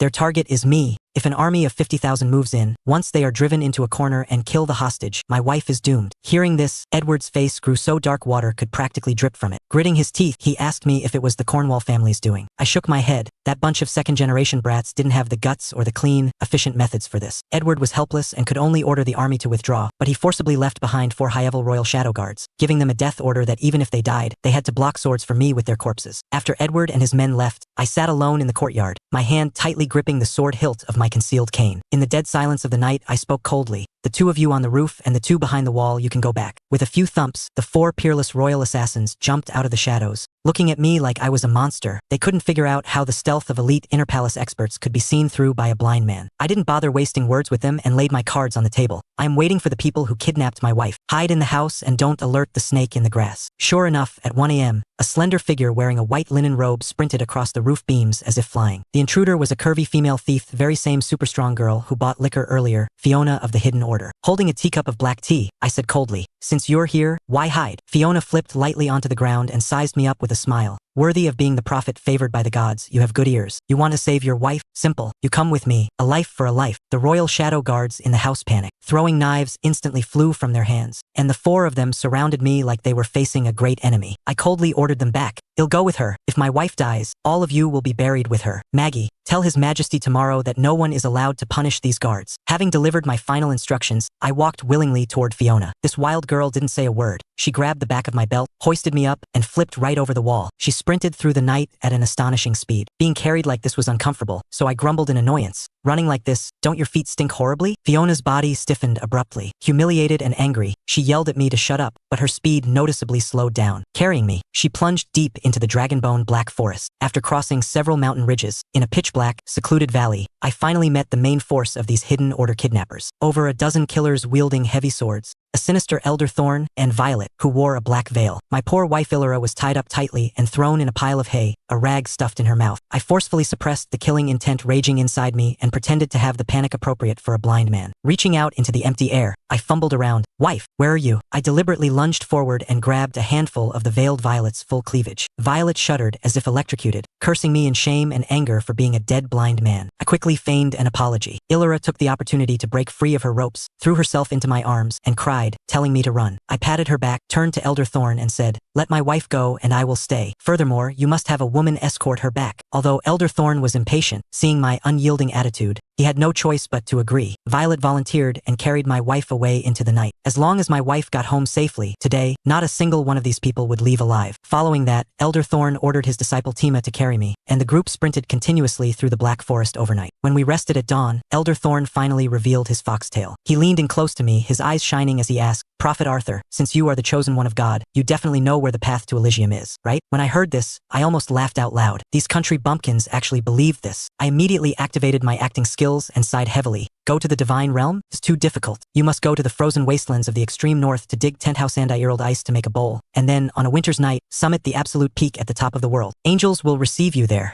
Elder Thorn trembled violently as he listened. The surrounding killers all gathered around, mesmerized by every word. I added more fierce fuel. Elysium is so beautiful. The gods use a magical communication mirror called a mobile phone to speak to each other from afar. When they go out, they ride a steel alchemical beast called a car that travels 1,000 miles a day, and an iron bird called an airplane that soars through the clouds. I hyped up modern technology wildly, and these medieval bumpkins, who hadn't even worn velvet before, had eyes filled with fanatical yearning. And at this moment, the entire city of London had completely turned upside down. At daybreak, Edward learned that I had become a hostage and anxiously sent shadow guards to the Red Keep. Hearing this news during the morning court in the throne room, he completely raged on the spot. He slammed his hand on the throne, pointed at the Great Hall, and roared. The entire Royal Knight Order is to mobilize into the Black Forest. Victor, Colin, take 40,000 troops and search the mountains for me. Even if you have to dig 3 feet deep, you must find Marquis Arthur. All the officials were dumbfounded. Imperial Censor Lucius jumped out and offered a desperate admonition. Your Majesty, the London garrison has a total of only 50,000 troops. If you pull away 40,000, what will happen if the Viking barbarians in the north attack? How can you disregard the foundation of the kingdom for a mere marquis? Edward narrowed his eyes and directly started talking total nonsense. What do you know? The Vikings saw that Marquis Arthur was managing his territory too well and grew jealous of Albion's prosperity. They sent 20,000 Viking assassins to infiltrate the royal capital and kidnap the Marquis. I am going to exterminate heretic spies. Lucius was shaking with anger, cursing the king for fabricating military intelligence. Edward erupted in thunderous rage and ordered Lucius' head to be chopped off on the spot. This kicked the hornet's nest of the civil official faction. Iron-faced Chief Justice Sterling took the lead, removing his badge, and over 100 civil officials collectively knelt on the floor to force the king's hand, shouting, "We ministers are willing to share the same guilt." Edward's hands trembled with rage, but he didn't dare genuinely execute the entirety of the 7 ancient bloodline families. He could only take the out, gritting his teeth and ordering God of War Richard to take the royal seal and recall the army. As a result, that old fox Richard limped his way out of the grand hall, insisting he had fallen off his horse yesterday, broken his leg, and couldn't walk fast, vividly performing an extreme masterclass in monarch subject stalling tactics. While the royal court was jumping like chickens and flying like dogs, my manor was equally busy. When Lady Eleanor of the Lancaster family heard I was kidnapped into the Black Forest, she scrambled and crawled all the way to Oak Valley Village. As she ran through the door, she scraped her knees, bleeding profusely. Illyra used alcohol to disinfect her wounds, and the pain made this noble young miss suck in cold air. Seeing how desperate she was, Illyra's heart softened. With a sigh, she laid it out in the open. "Do you like my husband?" Eleanor blushed and admitted it. Illyra held her hand and made an astonishing decision. "When my husband returns safely, I will arrange for him to accept you as a secondary wife. From now on, we are one family." Eleanor was so excited she wept tears of joy. Right in my courtyard, the 2 women single-handedly settled the grand matter of my lifelong marriage. Meanwhile, I was in the Black Forest, coldly watching a good show of dogs biting dogs. By evening, Elder Thorn ordered the men to bury pots and cook rice. Using my holographic radar senses, I clearly saw this old bastard sneak a packet of alchemical poison to the cook, who slipped it into the oat porridge meant for the master-apprentice duo, Violet and Fiona. After eating my fill, I crossed my arms and fished for information from Elder Thorn. Extremely smug, this old geezer told me that their hidden order was a major sect born to seek the gods. To ensure the supreme leader's bloodline was pure, the previous leader had children with his own aunt, the current one with his own sister, and the next young leader would marry his own twin sister. Hearing this, my stomach stomach violently churned, and I barely suppressed the urge to vomit. They actually treated deformed children born of inbreeding as a divine bloodline? Right at this moment, with 2 thumps, Violet and Fiona collapsed limply into the mud. Elder Thorn walked up to them and gave a cold order. Our hidden order alone will monopolize the divine realm. People from other branch sects have no right to go. Tima, kill them. Fiona cried loudly in terror, while Violet shrieked, begging him to spare her disciple. Tima raised his crossword, just about to strike, when a scum knight in the hidden order named Phones stopped him. Phones stared lecherously at the stunning master and disciple, swallowed hard, and said, "The brothers have been pent up in the mountains for over a month. It's a waste to just kill them like this. Why don't you let the brothers have some fun first?" Although Elder Thorn scolded him for violating sect rules, to win over the young leader's confidant, he actually silently agreed. Violet closed her eyes in despair. I slowly stood up, tapped my cane on the ground, and spoke with a cold sneer. "Elder, just now Sir Phones said these 2 possess quite some beauty, and hearing this, my mind is also a bit stirred. I wonder, could I, this blind man, be allowed to go first?" Everyone froze. Violet trembled with rage and cursed furiously. "You dead blind man, a beast in human skin. I carried your wife home, and you actually bite the hand that feeds you." But Phones smiled lecherously, nodding repeatedly and saying he must leave the best for me, the prophet of God. He turned and directed 4 subordinates to carry Violet and her disciple toward the small woods. The corner of my mouth curled into the cold smile of the Grim Reaper. The very moment Phones turned around, the concealed sword inside my cane let out a shrill dragon's cry draw. Schwing. Phones only felt his body suddenly sink, his line of sight instantly dropping. Puzzled, he looked down, only to see that both of his legs had been cleanly severed from the knees by a single sword strike. Blood surged out like a fountain. Before he could even scream, I was like a phantom in the night, instantly vaulting over his head. The long sword in my cane transformed into a cold silver moon blooming in the darkness. Slash, slash, slash, slash. 4 fine heads rocketed into the sky. The 4 assassins carrying the women didn't even make a sound before instantly turning into 4 spurting headless corpses. Warm blood drenched Violet and Fiona from head to toe. In this lightning-fast instant, Elder Thorn and Tima were completely terrified out of their wits. They couldn't believe how could a blind man with covered eyes strike with a sword as ruthless and precise as a demon. This blind man is faking it. He can see. Timo's eyes practically tore open as he raised his great crossword to deliver a devastating overhead cleave aimed at me. I sneered, raising my long sword to meet the blow head-on. With a massive clang, Timo's greatsword was nearly snapped by my strike. He was blasted back 3 steps, his eyes filled with boundless terror. "Today, all of you are staying here to be fertilizer for the forest." I closed the distance, flicked my wrist, and swept my blade across the board. 2 more heads rolled onto the ground. Elder Thorn's courage shattered. He roared madly for Tima to cover him, turned, and ran. Tima, the disciple, was even better. Shouting, "Hold them off, mentor, I'll go back and report." He bolted in the opposite direction faster than a rabbit. What a loving master and filial disciple. I scoffed. Without even looking at the fleeing Tima, I locked onto Elder Thorn relentlessly. As the old man fled for his life, he frantically kicked down bole-thick dead trees to block my path. After a chase lasting the time it takes to drink a cup of tea, the 80-year-old man exhausted his stamina. With red eyes, he turned around to fight me to the death. "This old man will take you down with me. You think you're worthy?" I sidestepped to dodge his blade, flipped my sword to send his weapon flying, and simultaneously stepped on his arm. With a flash of my long sword, I cleanly severed his left arm at the root. Elder Thorn fell into a pool of blood, screaming in agony and begging for mercy. "Lord Arthur, I am an 80-year-old man. Don't you feel that killing me violates knightly honor? It'll violate your mother." My sword fell. With one strike, I sliced his windpipe open. A leaking gurgle came from Elder Thorn's throat as he swallowed his last breath in despair. The moment the elder died, a booming buzz echoed in my mind. To my surprise and joy, my mind's eye holographic radar had actually leveled up from the slaughter. The original 400 IR detection range instantly doubled, and my depleted stamina was instantly refilled. So killing these villains acted as my EXP packs. I sheathed my sword. Hearing the sounds of Tima fleeing in the darkness, I sneered and didn't give chase. As for Phones, who was crawling on the ground with severed legs, I left him to be an extra meal for the beasts of the Black Forest. I retraced my steps. When passing by where Violet and Fiona were hiding, I pretended not to notice anything and walked straight past them. The master and disciple covered their mouths tightly, not daring to breathe. Only when my footsteps completely faded did Fiona weep tears of joy. "Mentor, he's gone. We're safe." Violet, however, was deathly pale, looking in despair at the corpses littering the ground and the thick stench of blood. "Fiona, don't celebrate too early. Such a heavy stench of blood will attract the beasts of the Black Forest." Before her words faded, from the depths of the dark forest, a soul-shattering tiger's roar suddenly echoed.